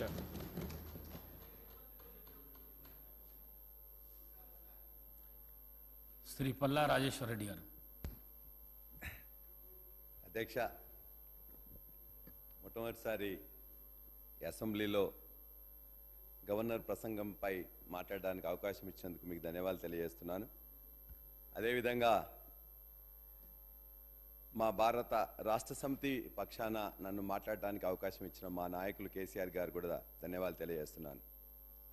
గవర్నర్ గారి ప్రసంగం అంటే మొట్టమొదటి ప్రసంగం అంటే అంతకుముందు ఒకటి ఎలక్షన్ తర్వాత అయినా కూడా 5 సంవత్సరాల కోసం ఎన్నిక వచ్చింది కాబట్టి ఆ 5 సంవత్సరాల బడ్జెట్లలో మొదటి బడ్జెట్ కంటే ముందు పెట్టే గవర్నర్ ప్రసంగంలో ఒక స్థూలమైన నిర్దిష్టమైన ప్రణాళికాబద్ధంగా కొన్ని అంశాలు గవర్నర్ ప్రసంగంలో ఉంటాయని చెప్పి మేము భావించినాం అధ్యక్ష. కాంగ్రెస్ పార్టీ ప్రభుత్వంలోకి వచ్చే ముందు ఏదైతే నిర్దిష్టమైన హామీలు కావచ్చు, గ్యారెంటీలు కావచ్చు, రకరకాలు ఇస్తారు కాబట్టి వాటిని ఇందులో పొందుపరిచి దానికి సమయానుకూలంగా ఎప్పుడు ఏం చేస్తారో దానికి కావాల్సిన నిధులు కానీ ఇవన్నీ మెన్షన్ చేస్తారని చెప్పి మేము భావించినాం అధ్యక్ష. కొన్ని పైపైన విషయాలు తడిమిన తప్ప హామీల నిర్దిష్టంగా వాటి గురించి కానీ చెప్పిన సందర్భం కానీ ఆ విషయాలు కూడా ఇందులో పొందుపరచకపోవడం నిజంగా ప్రజాపాలన అని చెప్పి ఘనంగా అందులో చెప్పుకున్నారు తప్ప మాకు ఒక మాటలో చెప్పాలంటే ఈ మొత్తం గవర్నర్ ప్రసంగం 30 మోసాలు 60 అబద్ధాలాగా అనిపిస్తుంది అధ్యక్ష. అంతేకాదు మేము అనట్లేదు 420 హామీలు ఇచ్చినామని చెప్పేసి చెప్పినప్పుడు పదే మా మిత్రులు ఆనాడు ఉద్యమంలో కూడా మాకు మిత్రులుగా ఉన్న శ్రీనివాస్ రెడ్డి గారు, వీరేశం గారు కూడా దీనికి భిన్నంగా ఏదైనా చెప్తారా చెప్పేసి అనుకుంటే మేము 420 అన్నాం, 420 అని చెప్పేసి ఆ హామీలన్నీ 420 ఫీట్ల లోపల మొత్తం పాతి పెట్టినట్టే ఉన్నాయి తప్ప ఇందులో మాత్రం ప్రస్తావించలేదు అధ్యక్ష. మొత్తం ప్రసంగం చూస్తే అరచేతిలో వైకుంఠం చూపించినట్లుంది, 60 రోజుల్లోనే చేతులు ఎత్తేసినట్లున్నది. గొప్పగా ప్రజావాణి గురించి చెప్పిన అధ్యక్ష. మీరు మొత్తం కూడా ముఖ్యమంత్రి గారు ప్రమాణ స్వీకారం చేస్తున్న రోజునే ప్రజా దర్బారు పెడతాం, ప్రగతి భవన్ బద్దలు కొడతాం మొత్తం కూడా అని చెప్పేసి అందరూ చెప్తే నిజంగా ప్రజలందరూ కూడా అది ఏంటిదేదో కొత్త మాటలు చెప్తున్నారు, ఖచ్చితంగా ఇదేమో చేస్తారా అని చెప్పేసి అనుకున్నారు. ప్రజా దర్బారు కాదు ప్రజావాణి పెడతామని చెప్పేసి అన్నారు. అదే ప్రగతి భవన్లో అంతకుముందు అనేక సార్లు కూడా మొట్టమొదటిసారి ఆ ప్రగతి భవన్లో భాగంగా ఉన్న జనహితలోనే ఒక 1000 మంది జర్నలిస్టులతో సమావేశం పెట్టి జర్నలిస్టులకు 100 కోట్లు రిలీజ్ చేసింది అదే భవనంలో అధ్యక్ష. అదే భవనంలో అంగన్వాడీలకు అన్నం పెట్టి మొత్తం కూడా వాళ్ళ జీతభత్యాలు పెంచింది అక్కడే అధ్యక్ష. అక్కడనే ఇలా దళితుల్లో మార్పు తీసుకురావాలని చెప్పేసి అఖిలపక్ష సమావేశం పెడితే అందులో గౌరవ మంత్రివర్యులు బట్టి విక్రమార్క గారు ఆనాడు కూడా వచ్చి మొత్తం కూడా చర్చించిన తర్వాత నిర్ణయం తీసుకుంది అక్కడే అధ్యక్ష. ఆనాటి వ్యవసాయ శాఖ మంత్రి పోచారం శ్రీనివాసరెడ్డి గారి నాయకత్వంలో మొత్తం కూడా నాయకులందరూ కూడా అక్కడికి వచ్చినట్లయితే, మొత్తం కూడా రైతు నాయకులందరూ వచ్చినట్లయితే రైతులతో మాట్లాడి రైతు బంధుని ప్రవేశపెట్టింది కూడా అదే జనహితల అధ్యక్ష. అక్కడనే సింగరేణి నాయకులందరూ వస్తే కూడా సింగరేణి కార్మికులందరూ కూడా పిలిచి భోజనం పెట్టేసి సింగరేణి నాయకుల సమస్యలు తీర్చింది కూడా అక్కడే అధ్యక్ష. అంతే తప్ప అదేదో ప్రజలకు దూరంగా ఉన్న భవనం కాదు అధ్యక్ష, ప్రజల భవనంగా ప్రగతి భవన్ విరాసిల్లింది. కానీ అనేకం ఈ విధంగా వేలాది మంది లక్షలాది మంది ప్రజలను కలిసిన దాన్ని ఓకే పేరు మార్చారు, బాగుంది. ప్రజా దర్బార్ అన్నారు కాదు, ప్రజావాణి అన్నారు. ముఖ్యమంత్రి గారు నేను ప్రతిరోజు కూడా ఖచ్చితంగా ఒక రోజు అక్కడ కూర్చుంటాను, గంట కూర్చుంటాను, ఖచ్చితంగా కూర్చొని ప్రజల యొక్క బాధలు స్వయంగా వింటాను, స్వయంగా వింటేనే ఆ సమస్యలు తీరుతాయని చెప్పేసి ముఖ్యమంత్రి గారు రేవంత్ రెడ్డి గారు చెప్పారు. మేము నిజమే అనుకున్నాం. ఒకరోజు వచ్చిండ్రు, మొత్తం కూడా అంతా అయిపోయిన తర్వాత ఒక 6 నిమిషాలు మొత్తం మీద కూడా వాటిని స్వీకరించింది. ఆ తర్వాత మేము అనుకున్నాం మంత్రులందరూ కూడా మీరు కూడా రోజుకోసారి పోవాలని చెప్పేసి అన్నారు.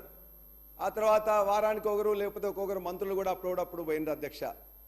మంత్రులు కూడా మాకు కూడా శాఖలు వచ్చినాయి, మేము కూడా శాఖల్లో బిజీ ఉండాలని చెప్పేసి అని ఆ మంత్రులు కూడా చివరిగా కీలక అధికారులు పోతామని చెప్పింది అధ్యక్ష.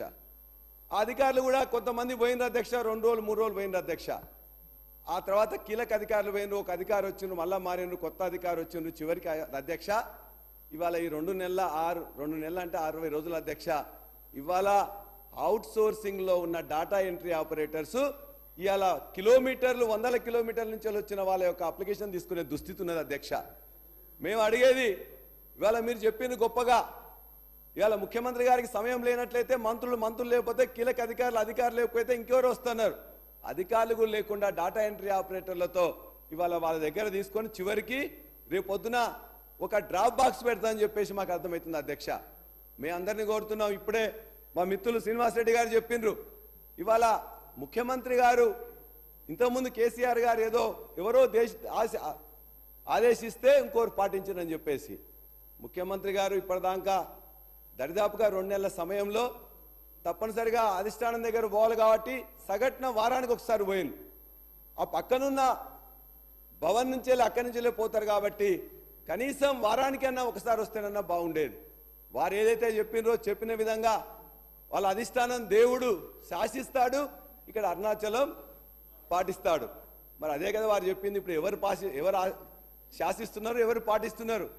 6 నెలల్లో 60 రోజుల్లో 6 నిమిషాలు కూడా ప్రజావానికి పొంది ఎట్లా ప్రజాపాలన అవుతుందని చెప్పేసి మేము ప్రశ్నిస్తున్నాం అధ్యక్ష. శ్వేతపత్రాలు అంటే మేము ఒకటే కోరుతున్నాం అధ్యక్ష, ఖచ్చితంగా ఇలా ఆదిలాబాద్ నుంచి వెళ్ళి భద్రాచలం వరకు, సత్తుపల్లి నుంచి వెళ్ళి ఆలంపూర్ వరకు అనేక మంది 100 కిలోమీటర్లు ఇక్కడికి వస్తున్న వాళ్ళ యొక్క అప్లికేషన్ తీసుకుంటున్నారు, ఒక SMS పంపిస్తున్నారు. దయచేసి ఇప్పటికైనా ముఖ్యమంత్రి గారికి కనీసం రోజుకు 1 గంట టైం అక్కడ ఇవ్వాలని మీరు చెప్పిన విధంగా ఇవ్వమని మేము కోరుతున్నాం. మేము కోరట్లే, మీరు చెప్పిందే పాటించమని అడుగుతున్నాం.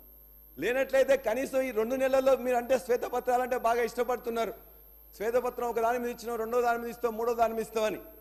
దాని మీద కూడా 2 నెలల్లో ఎన్ని సమస్యలు వచ్చినాయి, ఎన్నిటికీ పరిష్కారం ఇచ్చినాం, ఏమైందని చెప్పేసి 60 రోజుల్లో ఒకరికన్నా పరిష్కరించిందా? ఇస్తే ఈ సభలో ప్రవేశపెట్టాలని చెప్పి కూడా మేము కోరుతున్నాం అధ్యక్ష. ఇలా 6 గ్యారంటీల గురించి గొప్పగా ఇందులో చెప్పారు, 2 ఆల్రెడీ ఇచ్చినామని చెప్పేసి. అధ్యక్ష, ప్రజలందరూ పిచ్చోళ్ళు కాదు. ఈ అత్యున్నత సభ చట్టసభలో అబద్ధాలు ఆడటం చాలా నేరం అధ్యక్ష. గవర్నర్ ప్రసంగంలో చేర్చడం మరింత ఘోరం. అన్నదాతను ఆగం చేసుకుంటూ, మహిళలను మోసం చేసుకుంటూ 2 ఆల్రెడీ అయిపోయినాయని చెప్తున్నారు. అధ్యక్ష, ఇది కాంగ్రెస్ గ్యారంటీ కార్డు, 6 గ్యారంటీలు, 13 అంశాలు. ఆ 13 అంశాల్లో ఒక్క అంశం మొదటి దాంట్లో మహాలక్ష్మి అనే దాంట్లో 2500 ప్రతి మహిళకి ఇవ్వాలని, 500 రూపాయలు గ్యాస్ సిలిండర్ ఇవ్వాలని, మూడోది ఉచిత బస్సు ప్రయాణం. రైట్? ఒక గ్యారంటీలో ఒక పథకాన్ని మీరు అమలు చేశారు, 15 కోట్ల మంది ప్రయాణించారు, బాగుంది. అదేవిధంగా ఇంకొకటి కూడా మీరు చెప్పారు, రాజీవ్ ఆరోగ్యశ్రీ ద్వారా మేము 10 లక్షల రూపాయలు, చేయూత అనే పథకం ద్వారా, చేయూత అనే పథకంలో రెండో భాగం, మొదటి భాగం 4000 మందికి ఇస్తా అని చెప్పారు. ఇందులో మీరు ఇచ్చింది ఇలా 10 లక్షల రూపాయలు రాజీవ్ ఆరోగ్యశ్రీ ద్వారా ఇచ్చారు. అధ్యక్ష, రాజీవ్ ఆరోగ్యశ్రీ ద్వారా మొన్ననే చెప్పారు, జనవరి 26న గవర్నర్ గారు ప్రసంగంలో మాట్లాడుతూ రాజీవ్ ఆరోగ్యశ్రీలో 20 కోట్ల రూపాయలు ఖర్చు పెట్టాము ఇప్పటివరకు అని చెప్పారు. సంతోషం అధ్యక్ష, 20 కోట్లు ఖర్చు పెట్టారు, 60 కోట్ల ప్రచారం చేసుకున్నారు. ఎక్కడ అధ్యక్ష? ఇవాళ భారతదేశంలో ఎక్కడ చూసినా కూడా మొత్తం కూడా ఇవాళ 2 హామీల అమలు, 2 హామీల అమలు చెప్తున్నారు.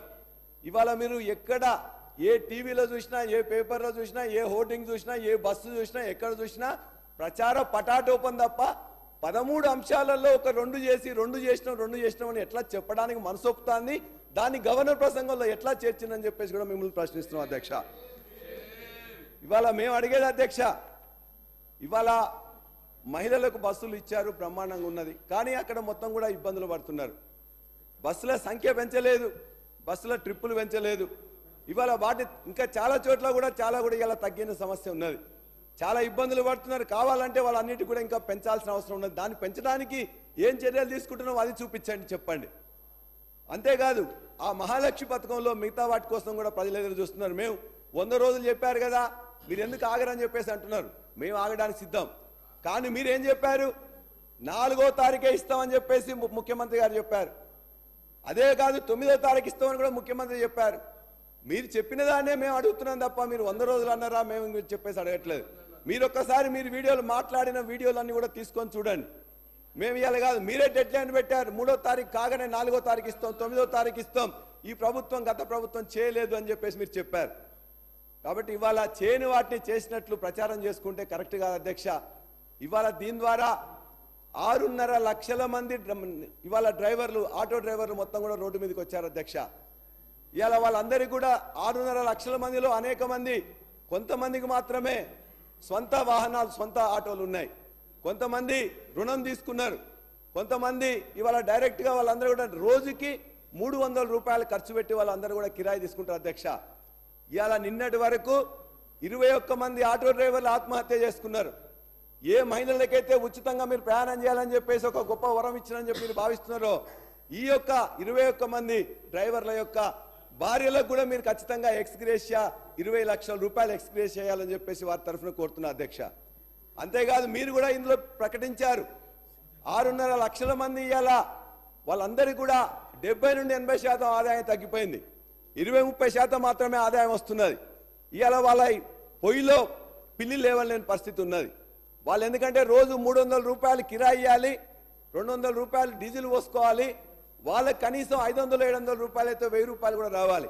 కానీ 500-600 రూపాయలే వస్తుంటే ఇవాళ ఈఎంఐలు కట్టలేక, ఇంట్లో భోజనం పెట్టలేక ఇవాళ 21 మంది చచ్చిపోయినరు. ఈ ఆత్మహత్యలు ఆగాలంటే వాళ్ళందరికీ ఖచ్చితంగా ప్రతి వాళ్ళ యొక్క ఏదైతే ఆటో రుణమాఫీ అనేది ఆటోలది ఉన్నదో ఖచ్చితంగా దయచేసి శ్రీధర్ బాబు గారు ఒక నిమిషం క్లారిఫికేషన్ లేదు సార్, మీరు ఫ్లోగా మాట్లాడుతున్నారు. సరే మాట్లాడాను సార్, ఎందుకు అది పెడుతున్నారు? ఆయన ఆవేదన ఆందోళన చూసి ఒక నిమిషం మాట్లాడదాం అనుకున్నాను సార్.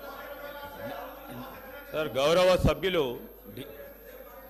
సభ్యులు రాజేశ్వర్ రెడ్డి గారు ఒక సందర్భంలో మేనిఫెస్టో గురించి మాట్లాడుతూ ఉన్నారు, ఇంకో సందర్భంలో తనకు అనుగుణమైన సబ్జెక్ట్ను మాట్లాడి ప్రజలను తప్పుదోర ప్రయత్నం చేస్తున్నారు. అధ్యక్ష, ఈరోజు మేము చెప్తా ఉన్నాం, నేను ఈరోజు గౌరవ సభ్యులకు తెలియజేస్తా ఉన్నాం, ఉచిత బస్సు ప్రయాణం 13 అంశాల్లో ఒక ప్రధానమైన, మేము గ్యారంటీలో పెట్టుకున్న ప్రధానమైన అంశం.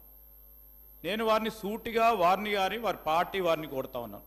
ఎందుకంటే రాజకీయాలకు సంబంధించి ఏదైనా ప్రజలకు ఉపయోగపడే ఒక విధానపరమైన నిర్ణయం తీసుకున్నప్పుడు వారు వ్యతిరేకమా లేకుంటే అనుకూలంగా చెప్పాల్సిన అవసరం ఉండేది. మేము ప్రవేశపెట్టిన బస్సు ప్రయాణం, ఉచిత బస్సు ప్రయాణం టీఆర్ఎస్ పార్టీ బీఆర్ఎస్ పార్టీ వ్యతిరేకమా అని ఒక స్టాండ్ చెప్పమని కోరుతా ఉన్నా అధ్యక్ష. రెండోది అధ్యక్ష, ఆనాడే మేనిఫెస్టోలో పెట్టినప్పుడు చిన్న చిన్న సమస్యలు ఏర్పడతాయని ఆటో డ్రైవర్లకు సంబంధించిన సంక్షేమం కూడా మా బాధ్యత. ఆ బాధ్యతలో భాగంగానే సంవత్సరానికి 12,000 రూపాయలు ఆటో డ్రైవర్లకు ఇచ్చే సంక్షేమ కార్యక్రమాన్ని కూడా ఆ రోజు మేనిఫెస్టోలో పెట్టినాం. వారికి సార్ 100 రోజుల్లో ఇవన్నిటిని కూడా మొదలు పెడతాము అని చెప్పిన ఓపిక లేకుండా ఈరోజు ప్రజలను ప్రక్కదారి పట్టించేందుకు ఈరోజు ప్రతి సందర్భంలో కూడా 100 రోజులు కాకపోయినా ఇంతకుముందు మా సోదరులు శ్రీనివాసరెడ్డి గారు చెప్పినట్టు 48 గంటల్లో పడినే మా బాధ్యత భాగంలో ఈరోజు 13 అంశాలకు సంబంధించి 2 ప్రధానమైన వాగ్దానాలు అమలు చేస్తామంటే వీరు ఖచ్చితంగా అమలు చేశారు, ఇంకా చేయాల్సింది ఇంకా కూడా 60 రోజులు కాలే అని మంచి సలహా సూచనలు ఇస్తామని మేము ఆశిస్తా ఉన్నాం అధ్యక్ష. ఈ రోజు కూడా చెప్తా ఉన్నాం అధ్యక్ష, ఈ రోజు కూడా గవర్నర్ గారి ప్రసంగంలో మేము ఎక్కడా మర్చిపోలే, ఇంకా 100 రోజులు రాలే, మరో 2 గ్యారెంటీలకు సంబంధించిన అంశాన్ని గౌరవ గవర్నర్ గారు వారి ప్రసంగంలో పెట్టడం జరిగింది. ఈ రోజు మేము చెప్తా ఉన్నాం అధ్యక్ష, ఈ సభాముఖంగా కూడా చెప్తా ఉన్నాం, ఆటో డ్రైవర్లకు సంబంధించిన సంక్షేమం మా ప్రాధాన్యత, మా బాధ్యతగా ఖచ్చితంగా చెప్తా ఉన్నాం. వారికి కూడా అభయం ఇస్తా ఉన్నాం. ఆటో డ్రైవర్లకు సంబంధించిన సంక్షేమం ప్రధానమైన బాధ్యతగా ప్రాధాన్యత ఇచ్చి రాబోయే బడ్జెట్లకు సంబంధించి వారికి ఇస్తామన్న 12,000 రూపాయలు ప్రతి సంవత్సరం ఖచ్చితంగా ఇవ్వటం జరుగుతుందని మీ ద్వారా వారికి తెలియజేస్తా ఉన్నది. పల్లా రాజేశ్వర రెడ్డి గారు. అధ్యక్ష పల్లా రాజేశ్వర రెడ్డి గారు. అధ్యక్ష వారొక శ్రీధర్ బాబు గారు అడిగారు, మేము ఖచ్చితంగా ఆహ్వానిస్తున్నాం, వాళ్ళందరూ కూడా ఉపయోగపడే విధంగా మరిన్ని బస్సులు పెంచండి, అదేవిధంగా ఆర్టీసీ ఎంప్లాయీస్ అందరికీ మేము ఏదైతే జీవో ఇచ్చేసి వాళ్ళందరినీ పర్మనెంట్ చేసినాం వాళ్ళందరినీ పర్మనెంట్ చేస్తూ జీవో ఇవ్వండి, ప్రభుత్వ ఉద్యోగులుగా గుర్తిస్తూ మేము జీవో ఇచ్చిన దాన్ని గట్టిగా అమలు చేయండి. మీరు చెప్పిన 6 గ్యారంటీల్లో 2 ఇచ్చినామని చెప్పిండ్రు. మీరు చెప్పింది ఎట్లా ఉందంటే, దయచేసి మీరు మాట్లాడినరు, మేము విన్నాం, మధ్యలో మాట్లాడుతున్నారు మంత్రి గారు, మీరు అందరూ కూడా కామెంట్ చేస్తే ఎట్లా? మేము విన్న తర్వాత మీరు మళ్ళా చేసుకోండి. మీరు ఈ 6 గ్యారంటీలు చెప్పినా ఎట్లా ఉన్నాయంటే, పంచపాండవులు మంచం కోళ్ళ వలె ముగ్గురు అని 2 ఏళ్ళు చూపించిందట, అట్లా మేము 6 అని చెప్తూ 13 అని చెప్పిన సందర్భంగా ఉన్నది. అవి 6 కావు, 13 అంశాలు, 6 గ్యారంటీల్లో 13 అంశాలు, మళ్ళా 420 మేము అడగట్లే, ఈ 13 అంశాల గురించి అడుగుతున్నాం. ఈ 6 గ్యారంటీల్లో ఖచ్చితంగా ఎవరైతే ఇవాళ ఆటో డ్రైవర్లు ఉన్నారో 3 డిమాండ్లు మేము ఖచ్చితంగా పెడుతున్నాం. చనిపోయిన 21 మంది ఆటో డ్రైవర్లకు తక్షణమే వారి కుటుంబానికి 20 లక్షల రూపాయలు ఎక్స్గ్రేషియా ప్రకటించాలి. రెండోది, వాళ్ళ కుటుంబాలు ఎవరైతే ఇలా 300 రూపాయలు కిరాయి తీసుకొని 200 డీజిల్ తీసుకొని 500 రూపాయలు కూలి కూడా పడతలేదు కాబట్టి ఆ కుటుంబాలకి వ్యవసాయాలకు రుణమాఫీ ఎట్లు ఇస్తున్నావో, చాలా బీద వాళ్ళు, చదువుకోని వాళ్ళు, కష్టపడుతున్న వాళ్ళందరూ కూడా ఇలా గ్రామీణ ప్రాంతం నుంచి ఇక్కడికి వచ్చింది కాబట్టి ఆటో రుణమాఫీ కూడా చేయాలని చెప్పి కూడా ఈ సందర్భంగా మేము కోరుతున్నాం. 3వ అంశం, ఇవాళ ఖచ్చితంగా వాళ్ళు తినడానికి కూడా తిండి దొరకట్లేదు కాబట్టి మీరు చెప్పే 12,000 రూపాయల సంవత్సరానికి ఎక్కడా సరిపోదు కాబట్టి నెలకు 10,000 రూపాయలు ఇచ్చినట్లయితే 6.5 లక్షల కుటుంబాలు బాగైతే అని చెప్పేసి ఇది 3వ డిమాండ్గా మీ ద్వారా ఇవాళ ప్రభుత్వానికి పెడతా ఉన్నాం. అధ్యక్ష, ఎందుకు మీ ప్రచారం ఎంతుందో చెప్పాను, 20 లక్షల రూపాయలు 20 కోట్ల రూపాయలు చేసిండ్రు, 60 కోట్ల ప్రచారం చేసుకున్నాని 15 కోట్ల మంది చేసిండ్రు, దాన్ని ఆహ్వానిస్తున్నాం. బస్సులు పెంచండి, వాళ్ళందరికీ మరింత సౌకర్యవంతంగా ఉండేటట్టు చూడమని చెప్పి కూడా కోరుతున్నాం. అధ్యక్ష, అంతేకాదు ఈ 6 గ్యారంటీలది 13 అంశాలది ఖచ్చితంగా తొందరగా 100 రోజుల్లో ఏదైతే చేస్తారో అది ఇందులో ప్రస్తావిస్తే బాగుండేది అని చెప్పేసి అనుకుంటున్న గవర్నర్ దానిలో ప్రస్తావించినట్టయితే బాగుండు. ఇవాళ ఈ రాష్ట్రంలో 55 నుండి 60% గ్రామీణ ప్రజలు మొత్తం కూడా వ్యవసాయం మీద ఆధారపడి ఉంటారు, వ్యవసాయ ఆధారిత సంబంధిత పరిశ్రమల మీద ఆధారపడి ఉంటారు. వాటి గురించి ఒక చిన్న పారా మెన్షన్ చేసిండ్రు గవర్నర్ ప్రసంగంలో, ఏమి ఎక్కువ మెన్షన్ చేయలేదు అధ్యక్ష. ఇవాళ దాని గురించి మెన్షన్ చేయని దాని గారి గురించి వారి యొక్క సభ్యులు కూడా మాట్లాడుతూ ఇక్కడ ఏమి జరగలేదని 10 సంవత్సరాల్లో. అధ్యక్ష 10 సంవత్సరంలో 2012లో 2014లో సాగు విస్తీర్ణం ఎంతున్నది, సాగు ఉత్పత్తి ఎంతైంది, ఉత్పాదకత ఎంతైంది, ఇవాళ రికార్డ్స్ మొత్తం కూడా తీసుకోండి అధ్యక్ష. నీతి ఆయోగ్ రమేష్ చంద్ గారు మొన్ననే ప్రవేశపెట్టిన దాంట్లో భారతదేశంలో తెలంగాణ నుంచి 10 సంవత్సరాల అధ్యక్ష, తెలంగాణ నుంచి రమేష్ చంద్ గారు నీతి ఆయోగ్ సభ్యులు వాళ్ళు ప్రవేశపెట్టిన దానిలో వారే చెప్పారు. ఇవాళ సిక్కిం తర్వాత భారతదేశంలో ఇవాళ వ్యవసాయ రంగం నుంచి ఆర్థిక రంగానికి అత్యధిక ఎక్కువగా వస్తున్నది ఒక తెలంగాణ రాష్ట్రంలో మాత్రమే అని చెప్పారు. ఆ సిక్కిం కూడా ఎంత అధ్యక్ష, 6 లక్షల జనాభా సిక్కింది. అంటే ఇవాళ నెంబర్ 1 భారతదేశంలో ఖచ్చితంగా వ్యవసాయ ఉత్పత్తులు కానీ వ్యవసాయం ద్వారా ఇవాళ వచ్చేది కూడా ఖచ్చితంగా ఇవాళ తెలంగాణ నుంచి మాత్రమే వచ్చిందనేది. ఎట్లా వచ్చింది అధ్యక్ష? ఇదంతా కూడా తెలంగాణలో విస్తీర్ణం సాగు విస్తీర్ణం పెరిగింది. 2014 నాటికి ఆనాడు ఉన్న పరిస్థితి ఏంది అధ్యక్ష? ఆనాడు ఆత్మహత్యలే మొత్తం కూడా 2014లో 1340 ఆత్మహత్యలు ఉంటే 2014 తర్వాత 1400 నుంచి 137కి నేషనల్ క్రైమ్ రికార్డ్స్ బ్యూరో ప్రకారం 137 ఆత్మహత్యలకే 2022లో జరిగినది వచ్చినాయి. ఈ ఆత్మహత్యలు కూడా రైతులు ఆత్మహత్య చేసుకొని రైతు మీద లేకపోతే ఇవన్నీ వ్యవసాయ సంబంధించిన దాని నుంచి ఎక్కడ కూడా రాసి పెట్టలేదు అధ్యక్ష. కానీ కాంగ్రెస్ ప్రభుత్వం గతంలో ఊదరగొట్టి ఆత్మహత్యలు పెరుగుతున్నాయి, 6000 అయినాయి మొత్తం 10 సంవత్సరం అని చెప్పింది అధ్యక్ష. ఇవాళ పక్కనున్న కర్ణాటకలో ఎంత అవుతున్నాయి, మహారాష్ట్రలో ఎంత అవుతున్నాయి అంటే ఒక దగ్గర 4000, ఇంకో దగ్గర 2500 అధ్యక్ష. కానీ ఇక్కడ మొత్తం మేము చేసిన కార్యక్రమాల వల్ల, సాగునీరు ఇవ్వడం వల్ల, అదేవిధంగా మొత్తం కూడా చెరువులు బాగు చేసుకోవడం వల్ల, 24 గంటల కరెంటులు వ్యవసాయానికి ఇవ్వడం వల్ల, యూరియా కానీ మిగతా ఎరువులన్నీ కూడా సకాలంలో ఇవ్వడం వల్ల 24 లక్షల మెట్రిక్ టన్నులు ఆనాడు వరి తీసుకుంటే 1,41,41,00,000 మెట్రిక్ టన్నులు 21-22లో ఇదే FCI కొన్నది అధ్యక్ష. అదే కాదు ఇవాళ మొత్తం కూడా వెస్ట్ బెంగాల్ కానీ పంజాబ్ కానీ లేకపోతే ఇతర వరి పండించే రాష్ట్రాలన్నీ మొత్తం ఎన్నికదాన్ని భారతదేశంలో 2014లో ఇక్కడో 14-15 స్థానంలో ఉంటే ఇవాళ వరి ఉత్పత్తిలో మొత్తం కూడా ఉత్పత్తి కానీ ఉత్పాదకత కానీ వరి విస్తీర్ణంలో ఇవాళ నెంబర్ 1గా తెలంగాణ తీర్చిచ్చింది గత ప్రభుత్వం. ఇది మొత్తం కూడా మీ ప్రభుత్వమే. రికార్డులు చూసుకోండి అధ్యక్ష. ఇటువంటి ఇందులో మెన్షన్ చేస్తే బాగుండేది. మీరు చెప్పారు దాన్ని అందరూ కూడా ఇంకా బాగా చేస్తామని చెప్పేసి. మీ అంత ముఖ్యమంత్రి గారు కూడా ఆనాడు చెప్పారు, మీరు 3వ తారీఖు ఎన్నికలో మీరు ఖచ్చితంగా వేసినట్లయితే 4వ తారీఖే రైతు బంధు కాదు రైతు భరోసా 15,000 రూపాయలు వేస్తామని చెప్పారు. మేము వీడియోస్ మీకే చూపిస్తాం అధ్యక్ష. అంతేకాదు రుణమాఫీ కూడా మీరే చెప్పారు అధ్యక్ష. 2 లక్షలు ఒకటేసారి ఇస్తామని చెప్పారు. 2 లక్షలు ఒకటేసారి ఇస్తామని చెప్పారు. చెప్పడమే కాదు అధ్యక్ష, ఒకవేళ ఎవరైనా 1 లక్ష రుణమాఫీ తీసుకున్నట్లయితే మరలా మీరు తీసుకోండి, 9వ తారీఖు 2 లక్షల రుణమాఫీ నేనే ఇస్తామన్నాడు. దయచేసి ఇవ్వండి, రైతులందరూ కూడా ఎదురు చూస్తున్నారు. అంతేకాదు మొన్న మీరు చెప్పారు, మీరు వరంగల్ డిక్లరేషన్ అని మొట్టమొదటి కాంగ్రెస్ మీటింగ్ జరిగింది. ఆ కాంగ్రెస్ మొట్టమొదటి డిక్లరేషన్ లో మీరు ఇదే రైతు భరోసా చెప్పారు, రైతు రుణమాఫీ గురించి చెప్పారు. అంతేకాకుండా కౌలు రైతులను కూడా మొత్తం గుర్తించి రైతులకు అదనంగా కౌలు రైతులను గుర్తిస్తామన్నారు. ఆ కౌలు రైతుల విధి విధానాలు ఏమైనా నిర్ణయించిండ్రా? అటువంటిది ఇవాళ ప్రసంగంలో పెట్టున్నట్లయితే బాగుండేది. దాని గురించి ఎక్కడ కూడా ప్రస్తావించలేదు. అదేవిధంగా మీరు చెప్పారు 500 బోనస్ ఖచ్చితంగా వరికి ఇస్తామని చెప్పారు. మొన్ననే అయిపోయింది వానాకాలం, ఇవ్వలే. ఈసారైనా యాసంగిలో ఇస్తారా మళ్ళా, లేకపోతే మోసంగి చేస్తారా అని చెప్పి కూడా మీకు వదిలిపెడుతున్నాం. ఖచ్చితంగా ఇవాళ రైతులందరూ కూడా ఎదురు చేస్తున్నారు. వ్యవసాయాన్ని ఖచ్చితంగా ఆనాటి పాలకులు దండగా చేస్తుంది. కానీ ఇవాళ దరిదాపుగా నెంబర్ 1 వరిలో ఇవాళ తెలంగాణ ఉన్నది. నెంబర్ 1 మిర్చి పండించడంలో ఆనాడు గుంటూరు ఉండే ఇవాళ మొత్తం కూడా ఖమ్మం వచ్చింది. ఇవాళ పత్తిలో నెంబర్ 3గా ఉన్నది. అదేవిధంగా ఉన్నదాకా ఎవరెవరు అవినీతి చేసి ఏంది అన్నీ వస్తాయి అధ్యక్ష. మేము చెప్పేదాన్ని మేము మాట్లాడుకుంటే ఉన్నది, అన్నీ ఉన్నాయి.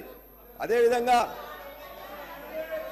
మేము అడిగేది, మీరు చెప్పే రైతు భరోసా మీరు చెప్పారు కదా, మీ రైతు భరోసా గురించి పక్కన పెట్టండి. ఏదైతే నేను చెప్పనియండి, రైతు బంధు మీరు ఇస్తా అన్నారు కదా, కనీసం రైతు భరోసా.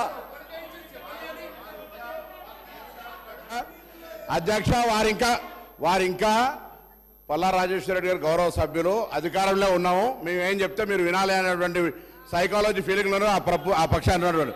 దయచేసి దయచేసి మనసు మార్చుకోండి, మైండ్ సెట్ మార్చుకోండి. మైండ్ సెట్ మార్చుకోవాల్సిన అవసరం ఉంది. అలా నిన్నటి దాకా 10 ఏళ్ళ అధికారంలో ఉన్న వీళ్ళు ఆర్టీసీకి సంబంధించి తెలంగాణ ఉద్యమం కోసం నై చలేగా బస్ కప్పయ్యా నై చలేగా అని ఉద్యమం చేసిన వాళ్ళ గురించి పట్టించుకోని వీళ్ళు 60 రోజులు సమ్మె చేస్తే ఆత్మహత్యలు చేసుకుంటే పట్టించుకోని వీళ్ళు ఇలా ఆర్టీసీ గురించి మాట్లాడుతున్నారు. అధ్యక్ష, ఇలా తెలంగాణ ప్రభుత్వం అధికారంలో కాంగ్రెస్ పార్టీ వచ్చిన తర్వాత ఇప్పటి వరకు 15 కోట్ల మంది పైగా మహిళా అక్క చెల్లెళ్లకు ఉచితంగా బస్ సౌకర్యం ఇచ్చినామని మనం చేస్తున్నాం. 535 కోట్ల రూపాయల విలువ కలిగేటువంటి బస్ ఫేర్స్ ను ప్రభుత్వం భరించింది. అధ్యక్ష, ఇలా వీళ్ళు మాట్లాడుతున్నారు. పెద్దలు గౌరవ మాజీ మంత్రి హరీష్ రావు గారు అనాలోచిత డిమాండ్ 15,000 ఆటోకి ఇవ్వాలంట నెలకు. మీరేమిచ్చారు? 1000 రూపాయలని ఇచ్చిందా? ఒకవైపు ఆటో పన్ను రద్దు చేస్తున్నామని ఛానల్లో పేరు మీద 1000 రూపాయలు వీపులు కొట్టిన ఆటో కార్మికుల దగ్గర పోయి మాట్లాడదాం. సభను తప్పుదో పట్టించే విధంగా 21 మంది ఆత్మహత్య చేసుకున్నారని చెప్తా ఉన్నారు. ఇలా అవన్నీ కూడా మీరు అనవసరంగా ప్రేరేపించి వాళ్ళని మన దగ్గర ఎక్కడ కూడా ఇలా సార్ మేము ఆటో బస్సు ప్యాసింజర్ ఇంటికి పోతలే, ఆటో బస్సు బస్ స్టాండ్కు ఆటో వాళ్ళను బస్ స్టాండ్కి తీసుకొచ్చే బాధ్యత ప్రజలను ఆటోనే బస్ స్టాండ్కి తీసుకొస్తా ఉన్నది. బస్సు ప్యాసింజర్ ఇంటికి పోతలేదు. మారిపోయింది ఎక్కడ అధ్యక్ష? మేము మహిళలకు మీకు నిజంగా ధైర్యం ఉంటే మీ ప్రభుత్వంలో ఉన్నటువంటి వాళ్ళు చేయలే. మేము ఇలా తెలంగాణ అక్క చెల్లెలకు వద్దా చెప్పండి. మీరు వ్యతిరేకిస్తున్నారో చెప్పండి.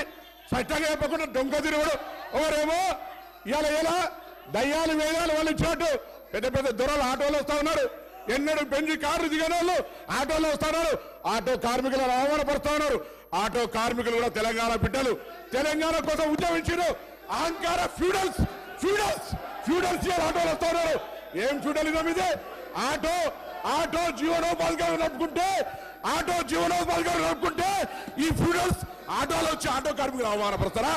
ఈ ఫ్యూడల్స్ ఆటో కార్మికులు అవమానపరుస్తున్నారు. అధ్యక్ష, ఇది మంచిది కాదు. దయచేసి చెప్తాను. ఇలా తాపక గారు కూడా ఆర్టీసీకి సంబంధించి ప్రక్షాళన చేస్తారు. అధ్యక్ష, తమ బంధువుడు అని చెప్పుకొని ఎగ్జిక్యూటివ్ రిటైర్డ్ డైరెక్టర్ ను 4 సంవత్సరాలు ఎండి పెట్టి అధ్యక్ష, ఎగ్జిక్యూటివ్ డైరెక్టర్ రిటైర్మెంట్ అయినే 4 సంవత్సరాలు ఎండి ఆటో 60 రోజులు సమ్మె చేస్తే పట్టించుకునే వాళ్ళు వీళ్ళు మా గురించి మాట్లాడేది. కొత్త బస్సులు కొంటున్నాం ఆటో కార్మికులు, రిక్షా వాళ్ళ ఇలా ఆర్టీసీ కార్మికుల సంక్షేమం మా బాధ్యత. ఆర్టీసీ కార్మికులకు 2013లో ఉన్న బాండ్స్ ఇలా మా ప్రభుత్వం ఆలోచన చేస్తుంది. అధ్యక్ష, అందుకే దయచేసి సభను తప్పుదో పట్టించే విధంగా ఆటో కార్మికులు రెచ్చగొట్టే విధంగా మాట్లాడే మాటలు ఆలోచించని గౌరవ సభాపతి దృష్టి కోరుతా ఉన్నాను. పల్లా రాజేశ్వర రెడ్డి గారు ఈ విధంగా బెదిరిస్తూ ఒక్క నిమిషం. పల్లా రాజేశ్వర రెడ్డి గారు ఒక్క నిమిషం సార్.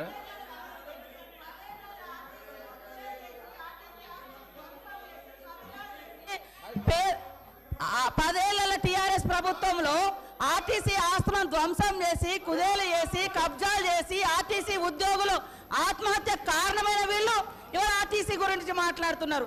అదే కాకుండా పేదవాళ్ళు ఎక్కేది ఆర్టీసీ బస్సులు. అలాంటి బస్సుల రేట్లు పెంచి ఇవాళ ఆడవాళ్ళు బస్సులలో వస్తే తట్టుకోలేకపోతున్నారు. నేను ఒకటే సూటిగా అడుగుతున్నా, ఆర్టీసీ ఫ్రీ బస్ పెట్టొద్దా? ఇవాళ మీరు వ్యవసాయం చేయనటువంటి బీడు భూములకు, లక్షాధికారులకు, కోట్లాది రూపాయల నోళ్లకు వ్యవసాయం పేరుతోటి రైతు బంధు కట్టబెడితే ఏ పేదోళ్ళైనా రోడ్ల మీదకి వచ్చి మీ ఇళ్ళ ముంగర ధర్నా చేసిర్రా? ఈ రోజు ఆటోలను ముందు పెట్టి మీ అధికారం రావాలని ఎప్పుడు మీరు సెంటిమెంట్లను వాడుకొని ఒకరిని ముందు పెడతారు, ఆ తర్వాత మీరు వెనక నుంచి వస్తారు. ఇది మీ నైజం. గతంలో కూడా అగ్గిపుల్లలు దొరకక డ్రామాలు చేస్తే పాపం వేరే పిల్లలు ఆత్మహత్య చేసుకున్నారు.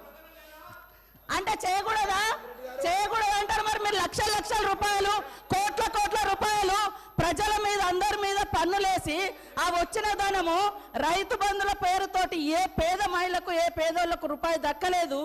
కానీ మీరు మాత్రము లక్షలు ఎత్తుకున్నప్పుడు ఏ పేదోళ్ళన్న రోడ్ల మీదకి వచ్చి మాకెందుకు ఇవ్వలేదని అడిగించేటట్టుగా మేమన్నా రెచ్చగొట్టినామా? ఇవాళ అక్క చెల్లెళ్ళు అడుగుతున్నారు, నెలకు 5-6 వేలు మాకు మిగులుతున్నాయి ఆర్టీసీ బస్ తోటి. అంటే వీళ్ళు ఎందుకు తట్టుకోలేకపోతున్నారో నేను అడుగుతున్నా. మరి ఎక్కడ ఏం దొరకనట్టుగా అదే మాట్లాడుతున్నారు. మొత్తం ఇలా అన్ని తీసేయండి. కాబట్టి ఆర్టీసీ బస్సులలో మహిళలు ప్రయాణం చేస్తే మీకేం ప్రాబ్లం అది చెప్పండి. పల్లా రాజేశ్వర రెడ్డి గారు ఏం అధ్యక్ష ఇది?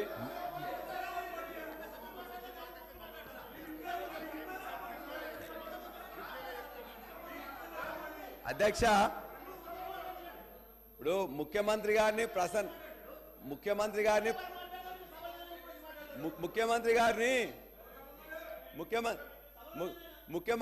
ప్రసన్నం చేసుకోవడానికి మంత్రులు తాపత్రయపడుతున్నారు. పర్వాలేదు, చాలా పని మంచిగా చేయండి, పర్వాలేదు.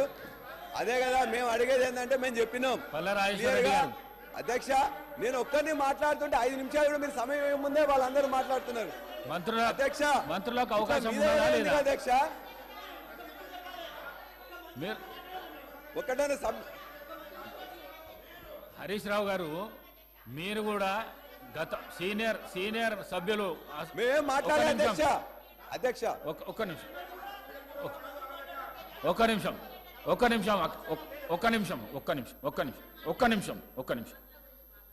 మీరు హరీష్ రావు గారు, మీరు కూడా ఈ హౌస్లో సీనియర్ శాసనసభ్యులు, లెజిస్లేటివ్ అఫైర్స్ మినిస్టర్గా పనిచేసినారు. సభా ప్రాంగణంలో ఏమవుతున్నది అనేది అందరికంటే ఎక్కువ మీకు తెలుసు. కానీ మీరు కూడా మధ్యలో కామెంట్ చేస్తే ఇప్పుడు శ్రీధర్ బాబు గారు మాట్లాడతామని అన్నప్పుడు మీరు అట్లెట్లా ఇస్తారు అని అంటున్నారు. వారు లెజిస్లేటివ్ అఫైర్స్ మినిస్టర్, వారికి అధికారం ఉన్నది. ఇంటర్ఫియర్ అయిపోయి క్లారిఫికేషన్ ఇచ్చే అధికారం ఉన్నది. మరి పల్లా రాజేశ్వర రెడ్డి గారు అధ్యక్ష, మేము మరలా ఇప్పుడు ముఖ్యమంత్రి గారు ఇంతకుముందు నేను మాట్లాడినప్పుడు సభలో లేరు కాబట్టి వాళ్ళందరూ కూడా కొద్దిగా వక్రీకరణ చెప్తున్నారు. మీరు చేస్తున్న ఏదైతే సబ్జెక్ట్ మాట్లాడండి. సబ్జెక్ట్ మీద అధ్యక్ష 6 గ్యారంటీల్లో 13 అంశాల్లో ఉన్న మహిళల బస్సు పథకం ఏదైతుందో దాన్ని మేము ఆహ్వానిస్తున్నాం. దానికి కావాల్సిన బస్సులు పెంచాలని చేస్తున్నాం. వాళ్ళందరూ కూడా మంచిగా బ్రహ్మాండంగా ఈజీగా పోయేటట్టు చూడాలని చూస్తున్నాం. ఏదైతే ఆర్టీసీ గవర్నమెంట్ ఉద్యోగులుగా మేము చెప్పినామో వాళ్ళందరికీ కూడా వెంటనే వాళ్ళకు ఉద్యోగాలు కూడా గవర్నమెంట్ ఉద్యోగస్తులుగా గుర్తించాలని చెప్పి కూడా కోరుతున్నాం. అదేవిధంగా ఇవాళ 6.5 లక్షల మంది ఆటో డ్రైవర్లు ఇవాళ నష్టపోతున్నారు. కాబట్టి చనిపోయిన 21 మంది డ్రైవర్లకు వాళ్ళ యొక్క కుటుంబాలకు దయచేసి 20 లక్షలు ఎక్స్గ్రేషియా ప్రకటించాలని, వారి యొక్క కుటుంబం జీవనం సాగించడానికి 10,000 రూపాయలు ఇవ్వాలని చెప్పేసి ముఖ్యమంత్రి గారిని కోరుతున్నాం. ప్లీజ్.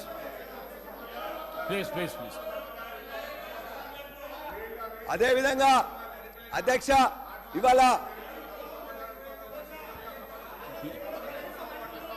రైతులకు చనిపోయారు అన్నటువంటి తప్ప ఆటో కార్మికులను రెచ్చగొడతా ఉన్నారు.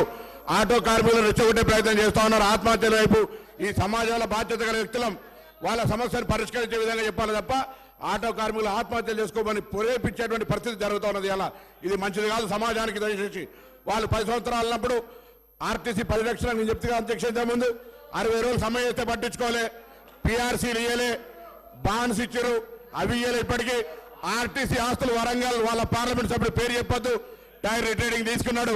కరీంనగర్లో మాజీ పార్లమెంట్ సభ్యుడు ఒక మల్టీప్లెక్స్ కాంప్లెక్స్ కట్టుకున్నాడు. ఆరుమూరులో శాసనసభ్యుడు ఇప్పటికి ఆర్టీసీకి బాగా వాళ్ళ గురించి మాట్లాడితే మళ్ళీ మీకు ఏమైతే ఒకసారి ఆలోచన చేయండి. ఆర్టీసీ రక్షణ మా బాధ్యత. 10 ఏళ్ళు ఎన్నడూ కూడా ఆర్టీసీ కార్మికుల పట్ల ఆలోచించిన వాళ్ళు ఒక రిటైర్డ్ ఎగ్జిక్యూటివ్ డైరెక్టర్ ముఖ్యమంత్రి గారు బంధువు చెప్పేదే చెప్తే మీకు వినబుద్ధి కాకపోతే ఏం చేస్తామే? 4 ఏళ్ళు ఎండీ పెట్టుకున్నారు, 4 ఏళ్ళు మెయింటైన్ పెట్టుకొని ఆర్టీసీని నిర్వీర్యం చేసిన అధ్యక్ష. ఇవాళ నేను చెప్తా ఉన్నా, ఇలా ఆర్టీసీ మంత్రిగా ప్రభుత్వం పూర్తి స్వేచ్ఛ ఇచ్చింది. ఆర్టీసీ సంస్కరణ, అనేకమైనటువంటి సాంకేతిక విప్లవం, నూతన బస్సులు, అదేవిధంగా మహిళలకు పరిష్కరిస్తే మాకు ఎందుకో అర్థమవుతలేదు.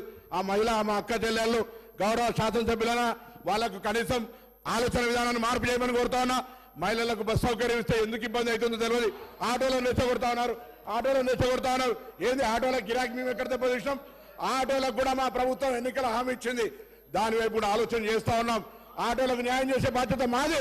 దయచేసి లేనిపోని అపవాదు అనవసరమైనటువంటి ఆటో కార్మికులను ప్రేరేపించి అధ్యక్ష వీళ్ళని ఆటోలు ఎక్కిరు అధ్యక్ష ఆటోలు ఎక్కి బెంచ్ కారు నేను చెప్తే ఫ్యూడలిస్టిక్ మెంటాలిటీ ఉన్న వాళ్ళు ఆటో కార్మికులను అవమానపరుస్తా ఉన్నారు. ఇది మంచిది కాదనేటువంటి మాట మళ్ళొక్కసారి ఆటో కార్మికుల పక్షాన ఒక బీసీ బిడ్డగా అందులో ఉన్నటువంటి వృత్తి చేసుకున్న మైనార్టీ ఎస్సీ ఎస్టీ బీసీలను అవమానపరుస్తా ఉన్నాం. ఇది మంచిది కాదని మాట మనం చేస్తాను. పల్లా రాజేశ్వర రెడ్డి గారు దయచేసి వారు అడిగిన ఎక్స్‌గ్రేషియా ఇవ్వాలని చెప్పేసి కోరుతున్నాం.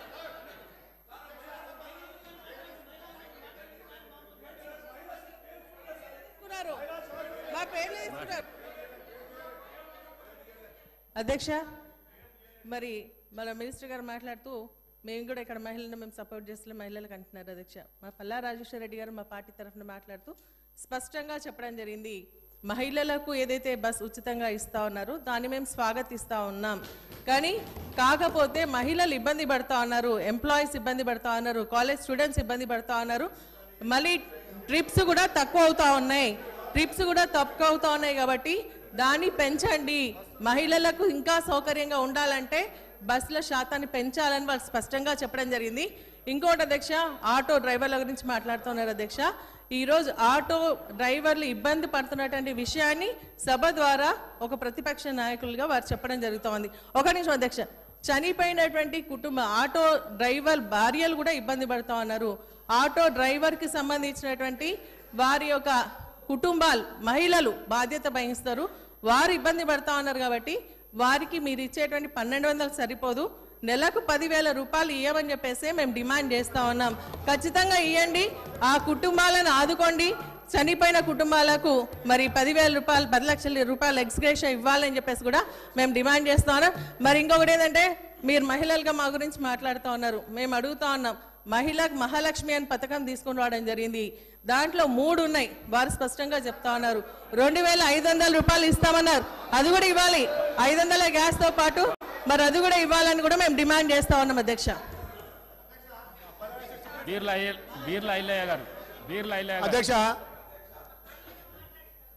ఒక్క నిమిషం అధ్యక్ష, ఇదే యాదగుట్ట అభివృద్ధి పేరు మీద 500 మంది పొట్టను కొట్టినటువంటి వీళ్ళు ఇలా ఈ మహిళల గురించి కానీ ఆటో కార్మికుల మాట్లాడడం విడ్డూరంగా ఉంది. అభివృద్ధి పేరు మీద 500 మంది అయితే అందులో 15 మంది కుటుంబాలు చనిపోయిన అధ్యక్ష. ఇవాళ 3 సంవత్సరాల నుంచి కనీసం ఉపాధి లేక రోడ్ల మీద అడుగుతుంటారు అధ్యక్ష. అదే గౌరవ మా ఇప్పుడున్నటువంటి మంత్రివర్యులు ప్రతిపక్షంలో ఆటో కార్మికులకు లేవనెత్తితే అప్పుడున్నటువంటి ప్రభుత్వం స్పందించలేదు. మళ్ళీ ఇవాళ మా గౌరవ ముఖ్యమంత్రి కానీ మా మంత్రి కోమటిరెడ్డి వెంకటరెడ్డి గారి ఆధ్వర్యంలో రేపు 11వ తారీఖున మన ప్రభుత్వం కొండపైకి ఆటోలు అనుమతించింది అధ్యక్ష. ఇవాళ 1000 కోట్లతోటి కొండ అభివృద్ధి చేసింది అధ్యక్ష. ఇవాళ గౌరవ మంత్రి కొండ సురేఖ గారి చొరవతోటి పైన డార్మెంట్ రాళ్ళు అదేవిధంగా వచ్చే భక్తులకు ఇవాళ మన ప్రభుత్వం వసతి కల్పిస్తుంది అధ్యక్ష. మరి ఇన్ని 1000 కోట్ల అభివృద్ధి అని మొత్తం దండుకున్నారు. అక్కడ ఒక వైట్గా పెట్టి వీళ్ళు అడ్డాగా చేసి ఉన్న నిధులను 50% దోచుకున్నారు అధ్యక్ష. యారుటను ఇప్పుడు మన ప్రభుత్వం వచ్చినాకనే మా అక్కయ్య ఆధ్వర్యంలో ప్రక్షాళన చేసినాం. ఇలా వచ్చే పంతులు అక్కడ ఉన్నటువంటి పంతులకు కూడా ఏ రకంగా సౌకర్యాలు అధ్యక్ష.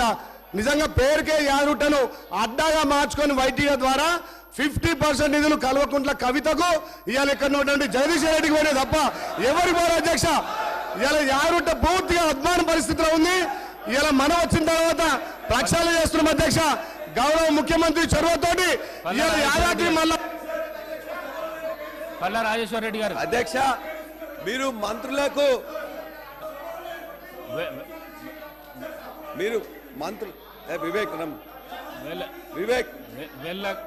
వివేక్ గారు వివేకానంద గారు వివేకానంద వెళ్ళకు రావద్దండి, వెళ్ళకు రావద్దు please please please please please. Palla Rajeshwara Reddy గారు అధ్యక్ష, ఇవాళ మేము 1 నిమిషం 5 నిమిషాలు కూడా మాట్లాడడానికి అవకాశం ఇవ్వలేదు అధ్యక్ష. మీరు వాళ్ళందరికీ కూడా ఒకరో మేము చెప్పదలుచుకుని చెప్పిన తర్వాత మంత్రులు కానీ ముఖ్యమంత్రి కానీ సమాధానం చెప్తారు.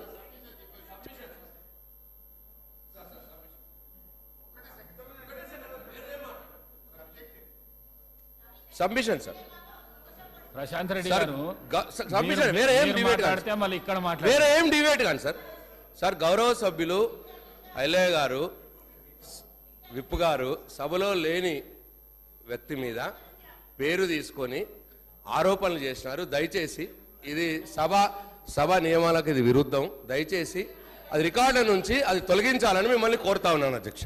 తప్పకుండా పరిశీలించి తొలగిస్తాం. పల్లారాజేశ్వరరెడ్డి గారు.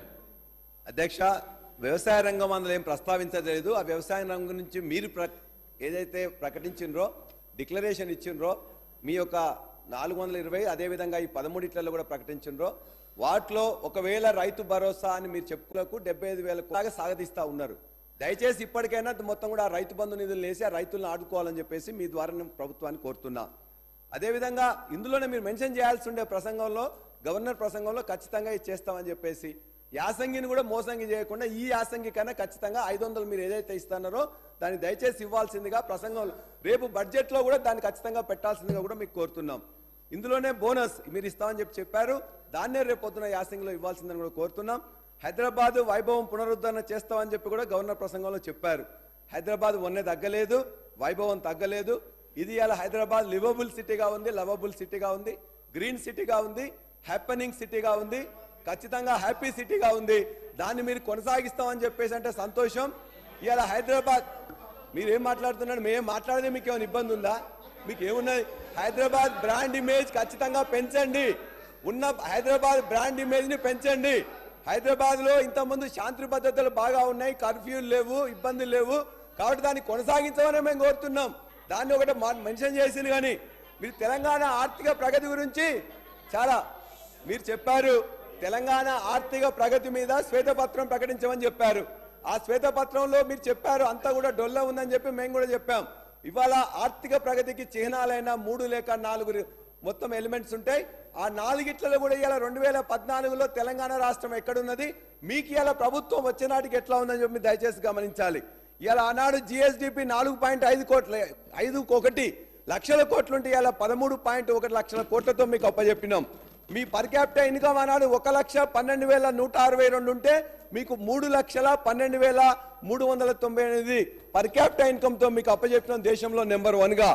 అదేవిధంగా లోన్స్ మీరు అందరు ఆస్తులని చెప్పిండ్రు, అందులో కూడా మేము కింది నుంచి ఉన్నాం, పై నుంచి 24వ స్థానంలో ఉన్నాం.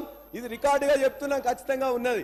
అదేవిధంగా పేదరికం కూడా మేము 2014లో తెలంగాణ ప్రభుత్వం వచ్చినాడు 21.92% ఉంటే ఇవాళ 5.8% వచ్చినాం. ఏది కూడా ఇవన్నీ మా విజయాలు ఖచ్చితంగా ఉన్నాయి. దీన్ని బేస్ చేసుకొని ఇంకా బాగు చేస్తే ఆహ్వానిస్తాం, సహకరిస్తాం, ఖచ్చితంగా చేస్తాం. అందుకే హైదరాబాద్ అక్క ప్రతిదానికి మీరు మాట్లాడాల్సిన అవసరం లేదు. అదేవిధంగా ఇండస్ట్రీ గురించి ముఖ్యమంత్రి గారు ఇండస్ట్రీస్ తెద్దామని ముఖ్యమంత్రి గారు వచ్చిన వారం 10 రోజుల్లోనే డావోస్ వెళ్ళాలని చెప్పేసి నిర్ణయం తీసుకుని పోయినరు. ఎంఓయూలు చేసుకున్నారు. 40,000 కోట్ల రూపాయల నుంచి తీసుకొచ్చామని చెప్పి పేపర్లో చూసినాం. ఐటీ మినిస్టర్ గారు, ఇండస్ట్రీస్ మినిస్టర్ గారు కూడా చెప్పారు, పేపర్లో చూసినాం. మేమేం చెప్పినాం అనేది అధ్యక్ష, మేము 2004 నుంచి 2014 నుంచి 23 వరకు మేము తీసుకొచ్చింది మేము చెప్పినాం. భారతదేశంలోనే టిఎస్ఐ పాస్ అని పెట్టి ఇవాళ సింగిల్ విండో క్లియరెన్స్ ద్వారా దరిదాపుగా 4 లక్షల కోట్ల పెట్టుబడులను తీసుకొచ్చినాం. 17 లక్షల మందికి ఉద్యోగాలు ఇప్పించినాం. మీరు ఇంకా తీసుకొస్తే బ్రహ్మాండంగా ఉంటుంది, మేము కూడా ఆహ్వానిస్తున్నాం. మేమేమన్నాం, ఇదే డావోస్కి వెళ్ళాలి, పెట్టుబడులు తేవాలి అని చెప్పేసి అంటే ఇక్కడ కూర్చున్న మంత్రులే మాట్లాడారు. ఆనాడు మంత్రులే మాట్లాడారు. ఏమన్నారు అధ్యక్ష? డావోస్ పోతున్నారు, ఇండస్ట్రీస్ మినిస్టర్ డావోస్ పోతున్నారు, ఆ ఇండస్ట్రీస్ మినిస్టర్ విహారాలకు పోతున్నారా, విలాసాలకు పోతున్నా అన్నారు. ఇప్పుడు వాళ్ళకి తెలిసి వచ్చింది అధ్యక్ష, మేము కూడా ఇలా డావోస్కి వెళ్ళాలని చెప్పేసి. కానీ డావోస్కి పోయి ఎంఓఏ అయినప్పుడు కూడా ఏం చేసిన అధ్యక్ష, అక్కడ 12,000 ఇలా అగ్రిమెంట్ అని ఒకటే కంపెనీతోని. నేను ఇలా రాహుల్ గాంధీ గారిని కోట్ చేస్తా ఉన్నా. ఇలా రాహుల్ గాంధీ గారు చెప్పారు, ఇవాళ మొత్తం కూడా పరిశ్రమలు పెరగాలి, పెట్టుబడులు రావాలి, కానీ క్రానిక్ క్యాపిటలిస్ట్ అనేది రాకూడదు. ఈ భారతదేశంలో క్రానిక్ క్యాపిటలిస్ట్ గా ఉన్న ఎవరైతే అదాని ఉన్నారో అదానికి మొత్తం ప్రైమ్ మినిస్టర్ గారు ఒక మద్దతుతో చేస్తున్నారు. కాబట్టి క్రానిక్ క్యాపిటలిస్ట్ వద్దు అని చెప్పేసి అంటే రాణి క్యాపిటలిస్ట్ అని చెప్పేసి ముఖ్యమంత్రి గారు వారితోనే అయ్యారు. ఇవాళ 12,000 కోట్ల రూపాయలు తీసుకొచ్చామని చెప్పేసి అన్నారు. 12,000 కోట్ల రూపాయలు తీసుకొచ్చి 12,000 కోట్లు. కానీ ఇవాళ అదాని ఇక్కడికి వచ్చినట్లయితే తెలంగాణ ఆర్థిక ప్రగతి ఆగిపోతుంది. తెలంగాణ సంపద ఏదైతే మేము సృష్టించి పెట్టినామో అది మొత్తం కూడా మన కాకులకు గద్దలకేసినట్లయితుంది. కాబట్టి అదానితోని చేసుకునే ఎంఓయు మన యొక్క రాహుల్ గాంధీ గారు చెప్పినట్లే మీరు దయచేసి విత్డ్రా చేసుకొని వాళ్ళకు బాగుండాలని చెప్పేసి కోరుతున్నాం. మీరు ఇంకా చెప్పారు ఐటీ ఎగుమతుల్లో ఏం చేస్తారు, ఫార్మా ఇండస్ట్రీలో ఏం చేస్తారని. సార్ మేము మాట్లాడిన తర్వాత సార్ మనము శాసనసభ వేదిక ద్వారా మాట్లాడుతాం. రాష్ట్ర ప్రగతికి సంబంధించిన అంశం విషయంలో మేము ఆ రోజు 91 నుంచి మొదలుపెట్టుకొని ఆర్థిక సంస్కరణలు ఆ రోజు రాజీవ్ గాంధీ గారి ఆశయాలను పివి నరసింహారావు గారు ఏ విధంగా మొదలుపెట్టినారు అక్కడి నుంచి ప్రయాణం మొదలుపెడుతూ మా ప్రభుత్వం ఆ రోజు ఉన్నప్పటికీ, వేరే ప్రభుత్వం వచ్చినప్పటికీ, తర్వాత మా ప్రభుత్వం వచ్చినప్పటికీ, దాని తదుపరి వారి ప్రభుత్వం వచ్చినప్పటికీ, ఈరోజు ఆఖరికి రాష్ట్ర ప్రజలు కోరేది ఏంది అధ్యక్ష? రాష్ట్ర ప్రగతిని కోరుతా ఉన్న సందర్భంలో మాకు బేషిజాలు లేవు. మేము ఆఖరికి లాస్ట్కి వచ్చే అంశానికి వచ్చే వరకు రాష్ట్ర ఆర్థిక ప్రగతి విషయంలో రాజీ లేకుండా ఎక్కడైతే మంచి ఆలోచనలు ఉంటాయో, విధానపరమైన నిర్ణయాలు ఉంటాయో, గత ప్రభుత్వానికి సంబంధించి కూడా మేము బేషిజాలు పోకుండా ముందుకు తీసుకెళ్లే ప్రయత్న భాగంలోనే ఈరోజు ముఖ్యమంత్రి గారి నాయకత్వంలో ముందుకు వెళ్ళటం జరిగింది అధ్యక్ష. వారు చెప్తా ఉన్నారు, రాహుల్ గాంధీ గారి గురించి చెప్పారు. వారు రాహుల్ గాంధీ గారు ఎవరి గురించి చెప్పారు అధ్యక్ష? ఈరోజు వారి స్నేహ పార్టీ అయిన, వారి ఫ్రెండ్లీ పార్టీ అయిన బీజేపీకి సంబంధించి ఈరోజు ఒకరు ఇద్దరు దేశానికి, దేశ ప్రజలకు సంబంధించిన సంపద ఒక్కరి ఇద్దరికి చెందుతా ఉంది. లెవెల్ ప్లేయింగ్ ఫీల్డ్ ఇవ్వటం లేదు. బీజేపీ కేంద్ర ప్రభుత్వం లెవెల్ ప్లేయింగ్ ఫీల్డ్ ఇవ్వటం లేదు అని రాహుల్ గాంధీ గారి ఆలోచన ముందుకు పెట్టారు. ఈరోజు రాష్ట్ర ప్రభుత్వం ఏం చేస్తూ ఉంది అధ్యక్ష? మీరు పెట్టిన పరిశ్రమ, ఇంకోరు పెట్టిన పరిశ్రమ, ఇంకో 10 మంది పెట్టిన పరిశ్రమ, ఈరోజు అందరికీ అవకాశం, లెవెల్ ప్లేయింగ్ ఫీల్డ్ క్రియేట్ చేయడం అనేది మా ప్రభుత్వ ఉద్దేశం. ఈరోజు మీరు పెడతారా, రాజేశ్వర్ రెడ్డి గారు పెడతారా, లేకుంటే మా రాజగోపాల్ రెడ్డి గారు పెడతారా, అందరికీ సమానంగా ఈరోజు పరిశ్రమలకు పెట్టే అవకాశం ఇవ్వాలనే దృక్పథం ఉన్నది కాంగ్రెస్ పార్టీ ప్రభుత్వం. ఈరోజు వారితో చేసుకోవద్దంటారు అధ్యక్ష, వారితోని ఒప్పందాలు చేసుకోవద్దంటారు. ఈరోజు మేము చెప్తా ఉన్నాం అధ్యక్ష, మేము వారికి మాకు అధ్యక్ష చెప్తా ఉన్నాం, ఎవరు వచ్చారని కాదు, ఈ రాష్ట్ర ప్రగతిలో భాగస్వాములం కావాలి. We want to partner with our your state progress. వచ్చిన వారందరికీ కూడా స్వాగతిస్తాం, స్వాగతం పలుకుతాం. స్వాగతించి మేము చెప్తా ఉన్నాం, రాబోయే 5 సంవత్సరాల కాలాయంలో పరిశ్రమలకు సంబంధించి కానీ, ఐటీ రంగానికి సంబంధించి కానీ 10 అంతలు పెంచే విధంగా మంచి సలహాలు కానీ సూచనలు ఇచ్చే ఎవరినైనా స్వాగతిస్తాం, ముందుకు తీసుకెళ్లే ప్రయత్నం చేస్తాం. కానీ ఈరోజు లెవెల్ ప్లేయింగ్ ఫీల్డ్ క్రియేట్ చేయరాదు. క్రానీ క్యాపిటలిస్టులను మేము అస్సలే ఎంకరేజ్ చేయం. You take our word. మా దగ్గర నుంచి ఎవరైనా కూడా క్రానిక్ క్యాపిటలిజం ఎంకరేజ్ చేసే ప్రతిపాదన లేదు, ఆలోచన లేదు, రేపొద్దున మాకుండే ప్లానింగ్ కూడా లేదని మీ అందరికీ కూడా మనవి చేస్తా ఉన్నాను. రాజేశ్వర్ రెడ్డి గారికి కోరుతా ఉన్నాను, ఎందుకంటే వారు కూడా ఒక యూనివర్సిటీస్ ఎస్టాబ్లిష్ చేసిన వ్యక్తిగా, ప్రైవేట్ యూనివర్సిటీ వ్యక్తిగా, వాణిజ్యం వ్యాపారం తెలిసిన వ్యక్తిగా ఈరోజు మీరు చెప్పే ప్రతి మాట ప్రజలందరూ చూస్తూ ఉన్నారు, దేశ ప్రజలు చూస్తూ ఉంటారు, అంతర్జాతీయ సంస్థలు కూడా చూస్తూ ఉంటారు. ఈరోజు మనందరి ఆలోచన, మేము కూడా చెప్పాం, ముఖ్యమంత్రి గారు కూడా చెప్పారు, ఈరోజు ఇంతపూర్వకం ప్రవేశపెట్టిన పాలసీస్ మంచిగా ఉంటే మేము ఇంకా మంచిగా చేస్తామని చెప్పాం. లేదు తీసేస్తాం, బాగలేదు అని చెప్పే ఒక ఆలోచన చేయలేదు. ఎందుకంటే ఆఖరికి వచ్చే వరకు రాజకీయాలు ఎటున్నా కానీ ఆఖరికి వచ్చే వరకు రాష్ట్ర ప్రగతి ముఖ్యమని ఆలోచన చేసే పార్టీ కాంగ్రెస్ పార్టీ కనుకనే ఒక మంచి ఆలోచనతో ముందుకు పోతున్న తరుణంలో సలహాలు ఇవ్వండి, సూచనలు ఇవ్వండి. ఇప్పుడే మొదలుపెట్టిన మా ప్రయాణం. ఈరోజు అనేక పాలసీ నిర్ణయాలు తీసుకోవాల్సిన అవసరం ఉంది. ఎంఎస్ఎంఈ పాలసీ ఇప్పటి వరకు లేదు. ఎంఎస్ఎంఈ పాలసీ తీసుకొచ్చే ప్రయత్నం చేస్తూ ఉన్నాం. దాంట్లో మంచి సలహా సూచనలు ఇవ్వండి. ఈరోజు దాని క్రమంలో మంచిగా చేస్తారని రాజేశ్వర రెడ్డి గారు ఒక విద్యావేత్తగా ఆలోచన చేస్తుంటే మళ్ళా రాజకీయ ప్రసంగం చేయకుండా మంచి ఆలోచన ఇవ్వండి. ఈరోజు ఓట్ ఆన్ అకౌంట్ బడ్జెట్కు సంబంధించే ఇది చేస్తే రేపు ప్రవేశపెట్టే బడ్జెట్కు సంబంధించి మేము చెప్తే రేపు పొద్దున ఈ పార్లమెంట్ ఎన్నికల తర్వాత మేము ప్రవేశపెట్టే బడ్జెట్కు సంబంధించిన అంశం ముందు పెడితే వారికి మాట్లాడడానికి కూడా అవకాశం ఉండదు. నేను ఈరోజు మీ అందరికీ మనవి చేస్తా ఉన్నాం, గౌరవ స్పీకర్ గారిని కోరుతా ఉన్నాం అధ్యక్ష, ఈరోజు మహారాష్ట్ర ప్రగతికి సంబంధించి ఇటు బీజేపీ వారు కానీ ఎంఐఎం వారు కానీ టీఆర్ఎస్ పార్టీ వారు కానీ ఆఖరికి మనం కోరేది రాష్ట్ర ప్రగతి, రాష్ట్ర ప్రజలకు సంబంధించిన సంక్షేమం, అభివృద్ధి. దాన్ని బ్రాడ్గా ముందు పెట్టి వారి సలహా సూచన ఇవ్వాలని కోరుతా ఉన్నాను. మహేశ్వర్ రెడ్డి గారు. థ్యాంక్ యూ అధ్యక్ష. అధ్యక్ష, గౌరవ మంత్రివర్యులు మాట్లాడితే Bharatiya Janata party TRS alliance గురించి మాట్లాడుతూ ఉన్నారు. Bharatiya Janata party TRS alliance ఎప్పుడూ జరగలేదు, చరిత్రలో లేదు. కానీ టీఆర్ఎస్ కాంగ్రెస్ పార్టీ అలయన్స్ చాలాసార్లు జరిగింది. వారు మంత్రివర్గంలో కూడా కలిసి పనిచేసినటువంటి చరిత్ర వారికి ఉన్నది. ఫ్రెండ్లీ పార్టీ వాళ్ళది. వాళ్ళిద్దరి మధ్యలో ఒక అవగాహనతోటి ఆడుతున్నటువంటి నాటకం అధ్యక్ష. ఎప్పుడు కూడా భారతీయ జనతా పార్టీ కూడా ఎప్పుడు కూడా ఇలాంటి వాళ్ళు ప్రమోట్ చేయలేదు, ఇండస్ట్రీస్ ప్రమోట్ చేయలేదు అధ్యక్ష. ఏదన్నా చరిత్ర ఉంటే కాంగ్రెస్ పార్టీ గతంలో ధీరుభాయ్ అంబానీని ప్రమోట్ చేసేటువంటి చరిత్ర వారికి ఉన్నది. అదే మాదిరి ఇండస్ట్రీస్ ని బెదిరించి దాంట్లో షేర్లు పర్సెంటేజ్ తీసుకునే చరిత్ర వీళ్ళకున్నది తప్ప భారతీయ జనతా పార్టీ అనే చరిత్ర ఎప్పుడూ లేదని చెప్పి తెలియజేస్తా ఉన్నారు. గౌరవ శాసనసభ్యులు రాజేశ్వర్ రెడ్డి గారు మాట్లాడుతూ ఆ రోజు అదానీ గారి గురించి, అదానీ గారికి మా నరేంద్ర మోడీ గారికి ఏం సంబంధం ఉంది అధ్యక్ష? ఎంతో మంది లక్షల మంది ఇండస్ట్రీస్ లో వారొకరు. మాకు ఏ రోజు కూడా ఎవరిని ప్రమోట్ చేయాల్సినటువంటి అవసరం లేదు, వారికి అలాంటి ఆలోచన లేదు.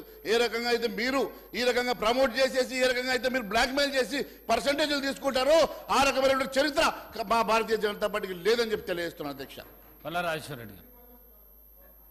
ఇట్లా ఉలిక్కిపడడం ఎందుకు అధ్యక్ష? మేము అడిగింది మేము మా ఆలోచనగా చెప్పింది. పెద్దలు గౌరవనీయులు రాహుల్ గాంధీ గారు ఈ విధంగా చెప్పారు క్రానిక్ క్యాపిటలిస్టులని. అది కాకుండా చూడమని చెప్పి మీరు చెప్పినాం తప్ప మీ ఇష్టం అది. మీరు ఏ విధంగా ఉన్నట్లయితే మీరు 12,000 కాదు ఇంకేటైతే తెచ్చుకుంటారో. ఒకటి ఇది మీరు స్పష్టంగా తెలిసింది, డావోస్ వెళ్ళాల్సిన అవసరం ఏంటి, ఇంతకుముందు వెళ్ళినప్పుడు ఏం జరిగింది, ఎంఓఈ లేదని చెప్పి తెలిసొచ్చుకున్నందుకు సంతోషం. వాళ్ళు కూడా వెళ్ళి ఈ విధంగా చేయాలని చెప్పేసి నేర్చుకున్నందుకు కూడా ఖచ్చితంగా సంతోషం తెలియజేస్తూ, రాహుల్ గాంధీ మాట తప్ప మాది కాదు. అదేవిధంగా ఇంకో 2 అంశాలు చెప్పారు. ఫార్మాసిటీని రద్దు చేస్తామని రకరకాల డిఫరెంట్ దగ్గర, అంటే ఇంకో 10 చోట్ల ఒక్కో దగ్గర చెప్పేసి అది సరైన నిర్ణయం కాదని చెప్పేసి అనుకుంటున్నాం. ఒక్కసారి మీరు మరలా, ఎందుకంటే చాలామంది ఇండస్ట్రీస్ ఇవాళ ఫార్మాకు ఇలా క్యాపిటల్గా ఉంది, భారతదేశంలోనే ఫార్మా క్యాపిటల్గా ఉంది, ఐటీ క్యాపిటల్గా ఉంది, వ్యాక్సిన్ క్యాపిటల్గా ఉంది. దానికి హైదరాబాద్, దాన్ని ఇంకా ఏ విధంగా తీసుకెళ్ళాలి, అందులో ఏమైనా ఉన్నట్లయితే ఇబ్బందులు ఉన్నాయో చూడాలి తప్ప మొత్తం నేను ఫార్మాసిటీ రద్దు చేస్తున్నసరికి మొత్తం ఇండస్ట్రియలిస్టులందరిలో కూడా ఆందోళన ఉన్నది.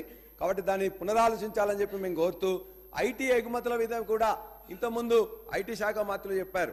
ఇవాళ భారతదేశంలో అత్యంత ఎక్కువగా 2014లో 57,000 కోట్ల ఐటీ ఎక్స్పోర్ట్స్ అయినట్లయితే ఈ సంవత్సరం 2,41,000 కోట్ల ఎగుమతులు అయినాయి. భారతదేశంలో రేట్ ఎక్కువ ఉన్నది. ఆనాడు ఉద్యోగులు 3 లక్షల మంది ఉంటే ఇలా 10 లక్షల మంది ఉద్యోగులు ఇలా ఐటీ కానీ ఐటీయేతర సర్వీసులో చేస్తున్నారు. ఇవాళ భారతదేశంలోనే అత్యంత ఎక్కువగా పేరు తెచ్చుకున్న సంస్థ ఇలా టీ హబ్. దాన్ని ఏ విధంగా మీరు వృద్ధి చేయాలని చెప్పేసి ఆలోచించండి. ఇలా మీరు చెప్పారు ఏఐ అని ఒకటి మెన్షన్ చేశారు. ఇలా ఆర్టిఫిషియల్ ఇంటెలిజెన్స్ కానీ, రోబోటిక్స్లో కానీ, డ్రోన్స్లో కానీ ఈ యొక్క హైదరాబాద్ కేంద్రంగా దాన్ని ఇంకా మీరు అంకుర పరిశ్రమలను డెవలప్ చేయాలి. కానీ దాన్ని ఏమన్నా మీరు తక్కువ చేసినట్లయితే మనకి ఏదైతే ఒక ఈకో సిస్టమ్ డెవలప్ అయినదో ఆ ఈకో సిస్టమ్ డెవలప్ కాకుండా చేసినట్లయితేనే మన యొక్క ప్రగతి కొనసాగుతుంది, ఐటీ ఎక్స్పర్ట్స్ కొనసాగుతాయి, ఐటీ ఉద్యోగాలు కూడా.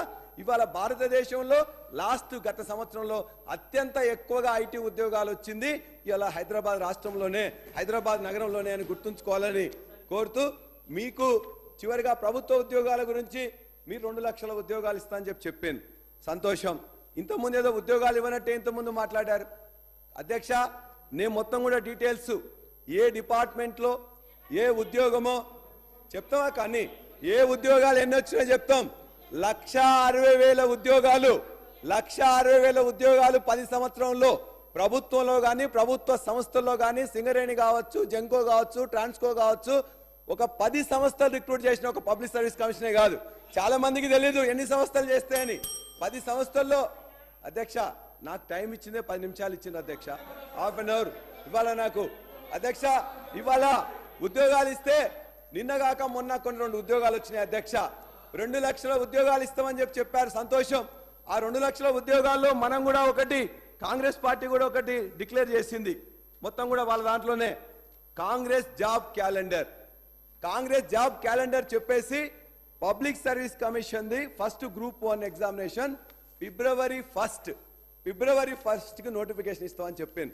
మేము చెప్పలే అధ్యక్ష, మీకు గుర్తు చేస్తా ఉన్నాం. ఫిబ్రవరి 1 8 రోజులు అయింది కాబట్టి మిమ్మల్ని అది గుర్తు చేస్తూ మేము ఒకటే చెప్తున్నాం. ఉద్యోగాలు 1,60,000 ఉద్యోగాలు ఇచ్చినాం. 10 సంస్థల ద్వారా రిక్రూట్మెంట్ చేసినాం. ఒక పబ్లిక్ సర్వీస్ కమిషన్ లో ఒక దగ్గర పేపర్ లీక్ అయితే వాళ్ళ మీద చర్యలు తీసుకున్నాం. ఇవాళ మీరు పబ్లిక్ సర్వీస్ కమిషన్ రిక్రూట్మెంట్ వాళ్ళందరినీ కూడా తీసేశారు. ఎవరిని వేసిండ్రు అక్క? ఎవరిని వేసిండ్రు? ఇవాళ ఒక రాజకీయ సంబంధం లేని వేస్తా అన్నారు. రాజకీయ నాయకుల్ని కూడా వేశారు. ఈ తెలంగాణకి సంబంధం లేని వాళ్ళని కూడా ఆంధ్ర వ్యక్తిని కూడా అందులో వేశారు. ఇలా 95% గవర్నమెంట్ ఉద్యోగాలు తీసుకొచ్చింది గత ప్రభుత్వం. ఇవాళ కేసీఆర్ గారి నాయకత్వంలో పార్లమెంట్ లో ఒప్పందం చేసిన తర్వాత ప్రైమ్ మినిస్టర్ మన యొక్క ప్రెసిడెంట్ గారి ద్వారా అసెంట్ తీసుకొని ఇలా 95% ఉద్యోగాలు ఈ ప్రాంతంలో గవర్నమెంట్ లో వచ్చేటి మొత్తం కూడా ఇవాళ ఇక్కడికే వస్తున్నాయి. అంతేకాదు గౌరవ ముఖ్యమంత్రి గారు మొన్న మాట్లాడుతూ 2 ఉద్యోగాల సందర్భంగా నర్సెస్ ఉద్యోగాలు ఇచ్చారు. నర్సెస్ ఉద్యోగాలు ఎప్పుడు నోటిఫికేషన్ వచ్చింది అధ్యక్ష? 30వ తారీఖు డిసెంబర్ 2023. ఎగ్జామ్ ఎప్పుడైంది అధ్యక్ష? 8వ నెల 2వ తారీఖు అయింది. మొన్న ఎలక్షన్ కమిషన్ ఇవన్నీ నిధులు ఇవన్నీ ఉన్నాయి కాబట్టి మొన్న ఇచ్చారు. సంతోషం. ఈ యొక్క ప్రక్రియ అనేది కొనసాగుతుంటది. ఒక ప్రభుత్వంలో ఇచ్చినా ఇంకో ప్రభుత్వంలో వస్తుంది. ముఖ్యమంత్రి గారు పోయి అక్కడ పోయి ఏం మాట్లాడిన అధ్యక్ష? వారు ఖచ్చితంగా అక్కడ కానీ ఇంకో దగ్గర 400 సంబంధించిన సింగరేణి దగ్గరకు వచ్చినప్పుడు కూడా ముఖ్యమంత్రి హోదాలో ఉన్నవారు వాళ్ళందరూ కూడా ఖచ్చితంగా నేర్పాలి. ఇవాళ మీరు 30-35 సంవత్సరాలు ఉద్యోగాలు ఉండబోతున్నారు కాబట్టి ఏ విధంగా చేయాలని చెప్పాలి. కానీ గత ప్రభుత్వాన్ని గత నాయకులను ఇష్టం వచ్చినట్టు తిట్టి వాళ్ళందరినీ చేసినట్లయితే ఉద్యోగ నోటిఫికేషన్ ఇచ్చి ఎగ్జామినేషన్ కండక్ట్ చేసి చివరి పత్రం ఇస్తున్నప్పుడు మొత్తం వండిన తర్వాత తీసుకుపోయి గంట కలిపినట్టుంది అధ్యక్ష. అంతే తప్పగానే అక్కడ మీరు ఏదైతే ఎవరైనా ఇవ్వాల్సిందే కానీ అక్కడ పోయిన తర్వాత దుర్భాషలాడి బూతులాడితే సరైనది కాదు. ఖచ్చితంగా ఏదైతే ఈ ప్రక్రియ కొనసాగుతుంది. 1,60,000 ఉద్యోగాలు ఆనాడు ఇచ్చినాం. అందులో 1,00,000 ఇంకో 10,000 ఉన్నట్లయితే ఇది వాస్తవం. కాబట్టి అందులో మీరు ఇంకోటి మెన్షన్ చేసిండ్రు, యువ వికాసంలో 5 లక్షల విద్యా భరోసా ఇస్తాం, నిరుద్యోగ భృతి కూడా ఇస్తామని. కానీ ఇదే నిరుద్యోగ భృతి గురించి లాస్ట్ అసెంబ్లీలో మాట్లాడినప్పుడు గౌరవ పెద్దలు బట్టి విక్రమార్క అన్నారు, నేను ఎక్కడన్నానని చెప్పేసి అన్నారు. మీకు నేను చూపిస్తాను. మీరు ఇలా మీ దానిలో మెన్షన్ చేయడమే కాకుండా నిరుద్యోగ భృతి గురించి మీరిచ్చిన డిక్లరేషన్ 9వ పేజీ 2వ పారాగ్రాఫ్, నిరుద్యోగ యువతకు ఉద్యోగ ఉపాధి అవకాశం కల్పించే వరకు ప్రతి నెల 4,000 నిరుద్యోగ భృతి చెల్లింపు ఇందులో పెట్టారు. ముఖ్యమంత్రి గారు పదే చెప్పారు, ప్రియాంక గాంధీ గారు చెప్పారు. మీరు చెప్పిందానే మేము అడుగుతున్నాం. మీరు దీన్ని మేము చెప్పలేదు అనలేదని బట్టి విక్రమార్క అన్నారు కాబట్టి మీరు ఇందులో చెప్పిన దాన్ని ఖచ్చితంగా ఇవాళ ముఖ్యమంత్రి గారే చెప్పారు. మేము ఇవాళ పబ్లిక్ సర్వీస్ కమిషన్ చేస్తున్నాం. పబ్లిక్ సర్వీస్ కమిషన్ లో 30 లక్షల మంది నిరుద్యోగులు వెయిట్ చేస్తున్నారు. వాళ్ళందరూ చదువుకోండి అన్నారు. ఖచ్చితంగా వాళ్ళ చదువు సాగాలంటే వాళ్ళకు ఉద్యోగాలు రావాలంటే మీరు చెప్పిన విధంగా, ముఖ్యమంత్రి గారు చెప్పిన విధంగా, ప్రియాంక గాంధీ గారు ఆదేశించిన విధంగా, మీరు మీ యొక్క మేనిఫెస్టోలో చెప్పిన విధంగా 4,000 నిరుద్యోగ భృతి ఆ 30 లక్షల మంది నిరుద్యోగులకు వెంటనే ఇవ్వాలని చెప్పేసి మేము కోరుతా ఉన్నాం. అదేవిధంగా అధ్యక్ష, ఇవాళ కొన్ని మీరు చేయుత పథకం కింద చెప్పిన వాటిని కొద్దిగా లేట్ అయితే లేట్ కావచ్చు, కానీ మీరు చెప్పారు గొప్పగా. ఒక్కరికి ఇవాళ ఈ రాష్ట్రంలో 11 లక్షల మంది ప్రభుత్వంలో కానీ లేకపోతే ప్రభుత్వ సంస్థల్లో అవుట్ సోర్సింగ్, టెంపరీ, అడహాకు రకరకాల ఉద్యోగస్తున్నారు. కొద్ది మందికి నెల రోజున ఫస్ట్ రోజు ఉద్యోగాలు ఇస్తున్నారు. వాళ్ళందరినీ కూడా జీతాలు ఇవ్వగానే మొత్తం కూడా వాళ్ళు కూడా మొదటిసారి జీతం వచ్చినట్టు ఆ పేపర్లలో అక్కడిక్కడ చెప్తే మీరు మొత్తం వైరల్ చేసి ప్రచారం పటాటోపం చేస్తున్నారు. దయచేసి వాళ్ళే కాదు, అవుట్ సోర్సింగ్ కానీ, టెంపరీ కానీ, అడాక్ కానీ రకరకాల ఉద్యోగస్తున్నారు కాబట్టి వాళ్ళకు కూడా మొదటి రోజే జీతాలు ఇవ్వాలని చెప్పేసి మేము అందరం కోరుతున్నాం. మీరు ఏదైతే చెప్పినరో ఇవాళ చేయుత పథకం కింద 4,000 పింఛన్ తర్వాత ఇవ్వచ్చు. మీరు చెప్పిన ప్రకారం 6 నెలల్లో 100 రోజులు ఇవ్వచ్చు. కానీ గత నెలలో వాళ్ళందరికీ చాలా మందికి ఈ 2,000 46 లక్షల మందికి అనాథలకు ఆర్తాలు చేస్తున్న వాళ్ళందరికీ కూడా అనేక మంది బీడీ కార్మికులు కావచ్చు, వృద్ధులు కావచ్చు, వికలాంగులకు కావచ్చు 46 లక్షల మందికి ఇస్తే వాళ్ళందరికీ నెల జీతం రావట్లే. ఆ 2,000 ఇచ్చేది దాని మీదనే ఆధారపడి ఉంటారు కాబట్టి వాళ్ళకు కూడా కనీసం ప్రతి నెల మేము ఎట్లయితే ఇచ్చినో మీరు కూడా ఇవ్వాలని చెప్పి మేము కోరుతా ఉన్నాం. మీ అందరికీ ఒకటే, మీరు ఇంతకుముందు మాట్లాడారు కేంద్రం నుంచి మనకు రావాల్సిన దాని మీద కూడా ఒక్క మాట మీరు మాట్లాడలే. కేంద్రం చిల్లి గవ్వ మొన్న బడ్జెట్ పెట్టింది. ఆ బడ్జెట్ లో తెలంగాణకు రావాల్సిన వాటాలో ఒక చిల్లి గవ్వ కూడా ఇయ్యలే. ఒక్క మంత్రి మాట్లాడలే, ముఖ్యమంత్రి గారు మాట్లాడలే. అదేవిధంగా పన్నుల వాటాలు న్యాయంగా రావాల్సిన గురించి మాట్లాడలే, గ్రాంట్ల విషయం మాట్లాడలే. కానీ మన పక్కన మన సర్కారే, కర్ణాటక కాంగ్రెస్ సర్కార్, ఇవాళ ముఖ్యమంత్రి గారు అదేవిధంగా మొత్తం మంత్రి మండలి పోయి అక్కడ ధర్నా చేస్తున్నది.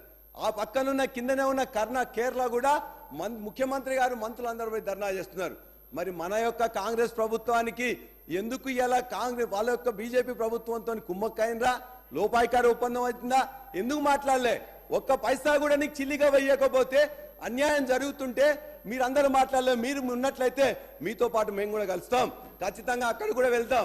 మీకు నిజాయితీ ఉన్నట్లయితే మన పైసలు న్యాయబద్ధంగా అక్కడి నుంచి రావాల్సిన వాటిని ఖచ్చితంగా కేంద్ర ప్రభుత్వాన్ని నిలదీయాలి, వాళ్ళ దగ్గర నుంచి మన వాటిని రావాలి. దాన్ని మీరు లోపాయికార ఒప్పందం చేసుకుంటే మాత్రం తెలంగాణ సమాజం సహించదు, అది ఎవరైనా కూడా సహించదు. అదేవిధంగా ఇంతకుముందు చాలా మంది మాట్లాడుతూ ఈ గవర్నర్ ప్రసంగంలో చెప్పారు, ఇవాళ ఎవరు ఇచ్చిండ్రు స్వాతంత్రం తెలంగాణకు ఇచ్చింది మొత్తం కూడా ఇవాళ కాంగ్రెస్ పార్టీ ఇచ్చింది, లేకపోతే సోనియా గాంధీ గారు ఇచ్చిండ్రు చెప్పారు. వాస్తవం చెప్తాం, వాస్తవం ఏంటి? ఒకవేళ అదే వాస్తవం అయితే తెలంగాణకు కాంగ్రెస్ పార్టీ ఇచ్చినట్లయితే కాంగ్రెస్ పార్టీ ఎప్పుడు ఇచ్చి ఉండాల్సి ఉండే? 1956లోనే కలపకపోయి ఉండాల్సి ఉండే. 1969లో 369 మంది చంపకపోయి ఉండాల్సి ఉండే. 2004లో కామన్ మినిమం ప్రోగ్రాం పెట్టి మీరు మేము పొత్తు పెట్టుకున్నప్పుడు ఆ రోజున 2009లో చిదంబరం గారు చెప్పినట్లయితే ఆనాడు ఇచ్చిండే, అప్పుడు కాంగ్రెస్ పార్టీ ఇచ్చిందని చెప్పేసి అనుకునేవాళ్ళం. కానీ 2001 నుంచి 2014 తర్వాత పోరాటం చేసి అందరితోని జై తెలంగాణ అనిపించి జేఏసీ చేసి పోరాటాలు చేసి త్యాగాలు చేసి ఇవాళ ఒక అనివార్యత కల్పించి తెలంగాణ తెచ్చుకున్నాం. తెలంగాణ ఇవ్వలే, తెలంగాణను తెచ్చుకున్నాం. అదేవిధంగా మీరన్నారు ఒకవేళ స్వతంత్రం ఇచ్చింది ఏమని చెప్తున్నారు? స్వతంత్రం ఇచ్చింది ఇలా బ్రిటిష్ వాళ్ళు స్వతంత్రం ఇయ్యలే. ఆనాడు నాయకులు, ఆనాడు వ్యక్తులు, ఆనాడు పార్టీలు ఇవాళ మొత్తం కూడా బ్రిటిష్ మీద పోరాటం చేసి తెచ్చుకున్నారు తప్ప బ్రిటిష్ వాళ్ళు ఇచ్చిండ్రు అని చెప్పేసి మీరు ఒప్పుకుంటే ఇవాళ కూడా కాంగ్రెస్ ఇచ్చింది అనుకుంటాం. అంతే తప్ప ఇవాళ అందులో ఎంతైతే ఉందో ఇదే అంతే. బ్రిటిష్ దగ్గర నుంచి వెళ్ళి స్వతంత్రాన్ని ఎట్లయితే ఆనాడున కాంగ్రెస్ పార్టీ కూడా భాగస్వాములే, నెహ్రూ గారు, గాంధీ గారు, పటేల్ గారు అందరు భాగస్వాములే. అది వాస్తవం అయితే ఇవాళ ఈ పోరాటం చేసి తెచ్చిన కేసీఆర్ గారే తెలంగాణ తెచ్చింది తప్ప మరొకరు కాదు. శ్రీనివాస్ గారు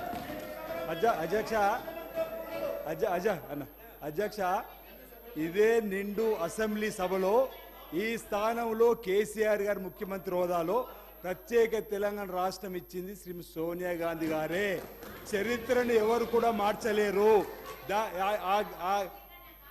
కాదే అది అంతేగా సాక్షాత్ కుటుంబంతో సహా శ్రీమతి సోనియా గాంధీ గారిని కలిసిండ్రు, వారి కాళ్ళను మొక్కిండ్రు. అంతేకాదు అక్కడ మా పార్టీని మీ కాంగ్రెస్ పార్టీని విలీనం చేస్తామని చెప్పని కూడా మాట ఇచ్చి ఇక్కడ దిగి మాట తప్పినటువంటి వాళ్ళ అధ్యక్ష ఈరోజు ప్రత్యేక తెలంగాణ రాష్ట్రం 100కి 100 రూపాయలు 4 కోట్ల ప్రజల ఆకాంక్షకు అనుగుణంగా ఇచ్చిన మాటకు కట్టుబడి ఇచ్చింది కాంగ్రెస్ పార్టీ. శ్రీమతి సోనియా గాంధీ గారు, మన్మోహన్ సింగ్ గారి నాయకత్వంలో వారు బహుశా వారు గమనించిన లేదా రికార్డులు సరిచేయమని చెప్తున్నాం అధ్యక్ష. వారి మాటలను ఒకసారి గతంలో ఉన్న ముఖ్యమంత్రి మాటలకు వీరి మాటలు పోల్చి చూసుకోమంటున్నాం. ఈ క్రెడిబిలిటీ ఈ భారతదేశానికి స్వాతంత్రం తీసుకోవడం కోసం పోరాటం చేసి కూడా కాంగ్రెస్ పార్టీ. ఈరోజు కేసీఆర్ గారు అనే మాటలు కూడా వారి సభ్యుడు తప్పడితే ఎట్లా అధ్యక్ష?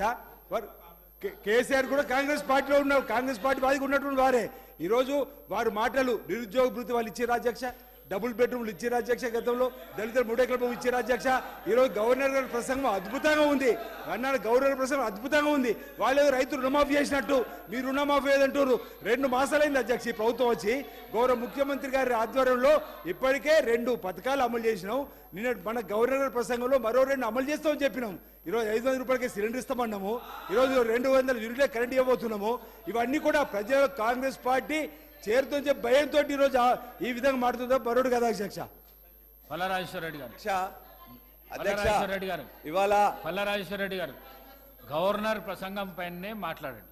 అవునా అధ్యక్ష, దాని మీద మాట్లాడుతున్నాం అధ్యక్ష. వాళ్ళు మాట్లాడినప్పుడు మీరు విన్నారు అధ్యక్ష. వాళ్ళు గవర్నర్ ప్రసంగం కాకుండా మమ్మల్ని తిట్టే దానిలోనే మొదలు పెట్టిన, మేము తిట్టట్లే.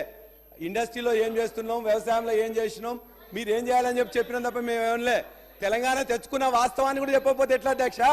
తెలంగాణ తెచ్చుకున్నది కాంగ్రెస్ పార్టీ. ఆ రోజు అందులో ఉంటే భాగస్వామి ఉండొచ్చు, కానీ కేసీఆర్ గారు తెచ్చింది. చివరికి అధ్యక్ష మార్పు అని అంటున్నారు అధ్యక్ష. మార్పు అని అన్నారు కరెక్టే. మేమేమనుకుంటున్నాం, మొన్ననే అగ్రికల్చర్ యూనివర్సిటీలో విద్యార్థులందరి మీద కూడా మొత్తం మీద కూడా వాళ్ళు ఏమన్నారు, 100 ఎకరాలు భూమి కేటాయిస్తున్నట్టే పర్వాలేదు, 100 ఎకరాలు కేటాయిస్తున్నంటే మెడిసినల్ ప్లాంట్స్ ఉన్నాయి కాబట్టి కొద్దిగా ఇది కాకుండా వేరే దగ్గర కేటాయించండి అని చెప్తే అక్కడ మొత్తం కూడా వాళ్ళందరినీ కూడా సిగబెట్టి మొత్తం కూడా పోలీసు వాళ్ళు గుంజుకుపోయినారు. మీరు అందరు కూడా చూశారు. ఇదేనా మార్పు అధ్యక్ష? అదే కాదు, ఉస్మాన్ యూనివర్సిటీలో కాంగ్రెస్ నాయకులు పోదామంటే ఆడ విద్యార్థులందరినీ కూడా ముందస్తు అరెస్ట్ చేసిండ్రు. అదేనా మార్పు అధ్యక్ష? ఇవాళ అదే విధంగా విద్యార్థులు ఇవాళ మీరు ఏమన్నారు? ప్రగతి భవన్ కంచెలు పగలగొట్టినమన్నారు. ప్రగతి భవన్ కంచెలు పగలగొట్టినారు, వాస్తవమే. కంచె కూడా తీసేసిండ్రు. కానీ ఆ కంచెలకు డబల్ త్రిబుల్ తీసుకొచ్చి మొత్తం కూడా ఇవాళ 60 రోజుల పాలన కాకముందే మొత్తం కూడా అసెంబ్లీ ముందు మొత్తం కూడా కంచెల మీద కంచెలేసారు అధ్యక్ష. పోలీసులు ఇంత ముందు 1000 మంది ఉంటే ఇలా 3000 మంది పోలీసులు పెట్టిండ్రు. ప్రజాస్వామ్య పాలనప్పుడు ఎందుకు కంచెలు, ఎందుకు ఇంతమంది పోలీసులు? మేము అడిగేది మార్పు అంటే అధ్యక్ష, మాతో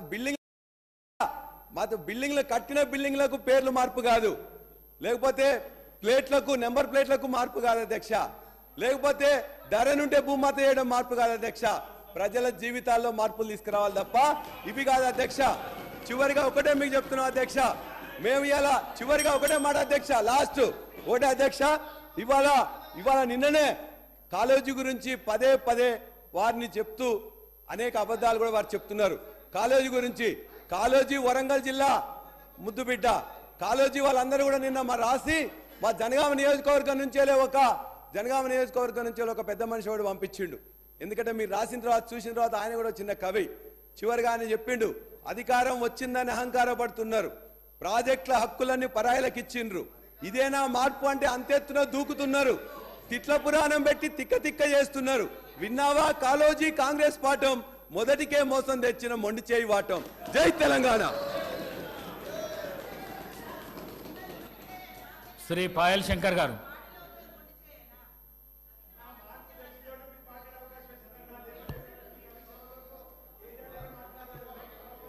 ధన్యవాదాలు అధ్యక్ష. పాయల్ శంకర్ గారు, ఆదే శ్రీనివాస్ గారు, ఒక్క నిమిషం. అధ్యక్ష, మార్పు అంటారు కదా, మార్పు ఈ ప్రభుత్వం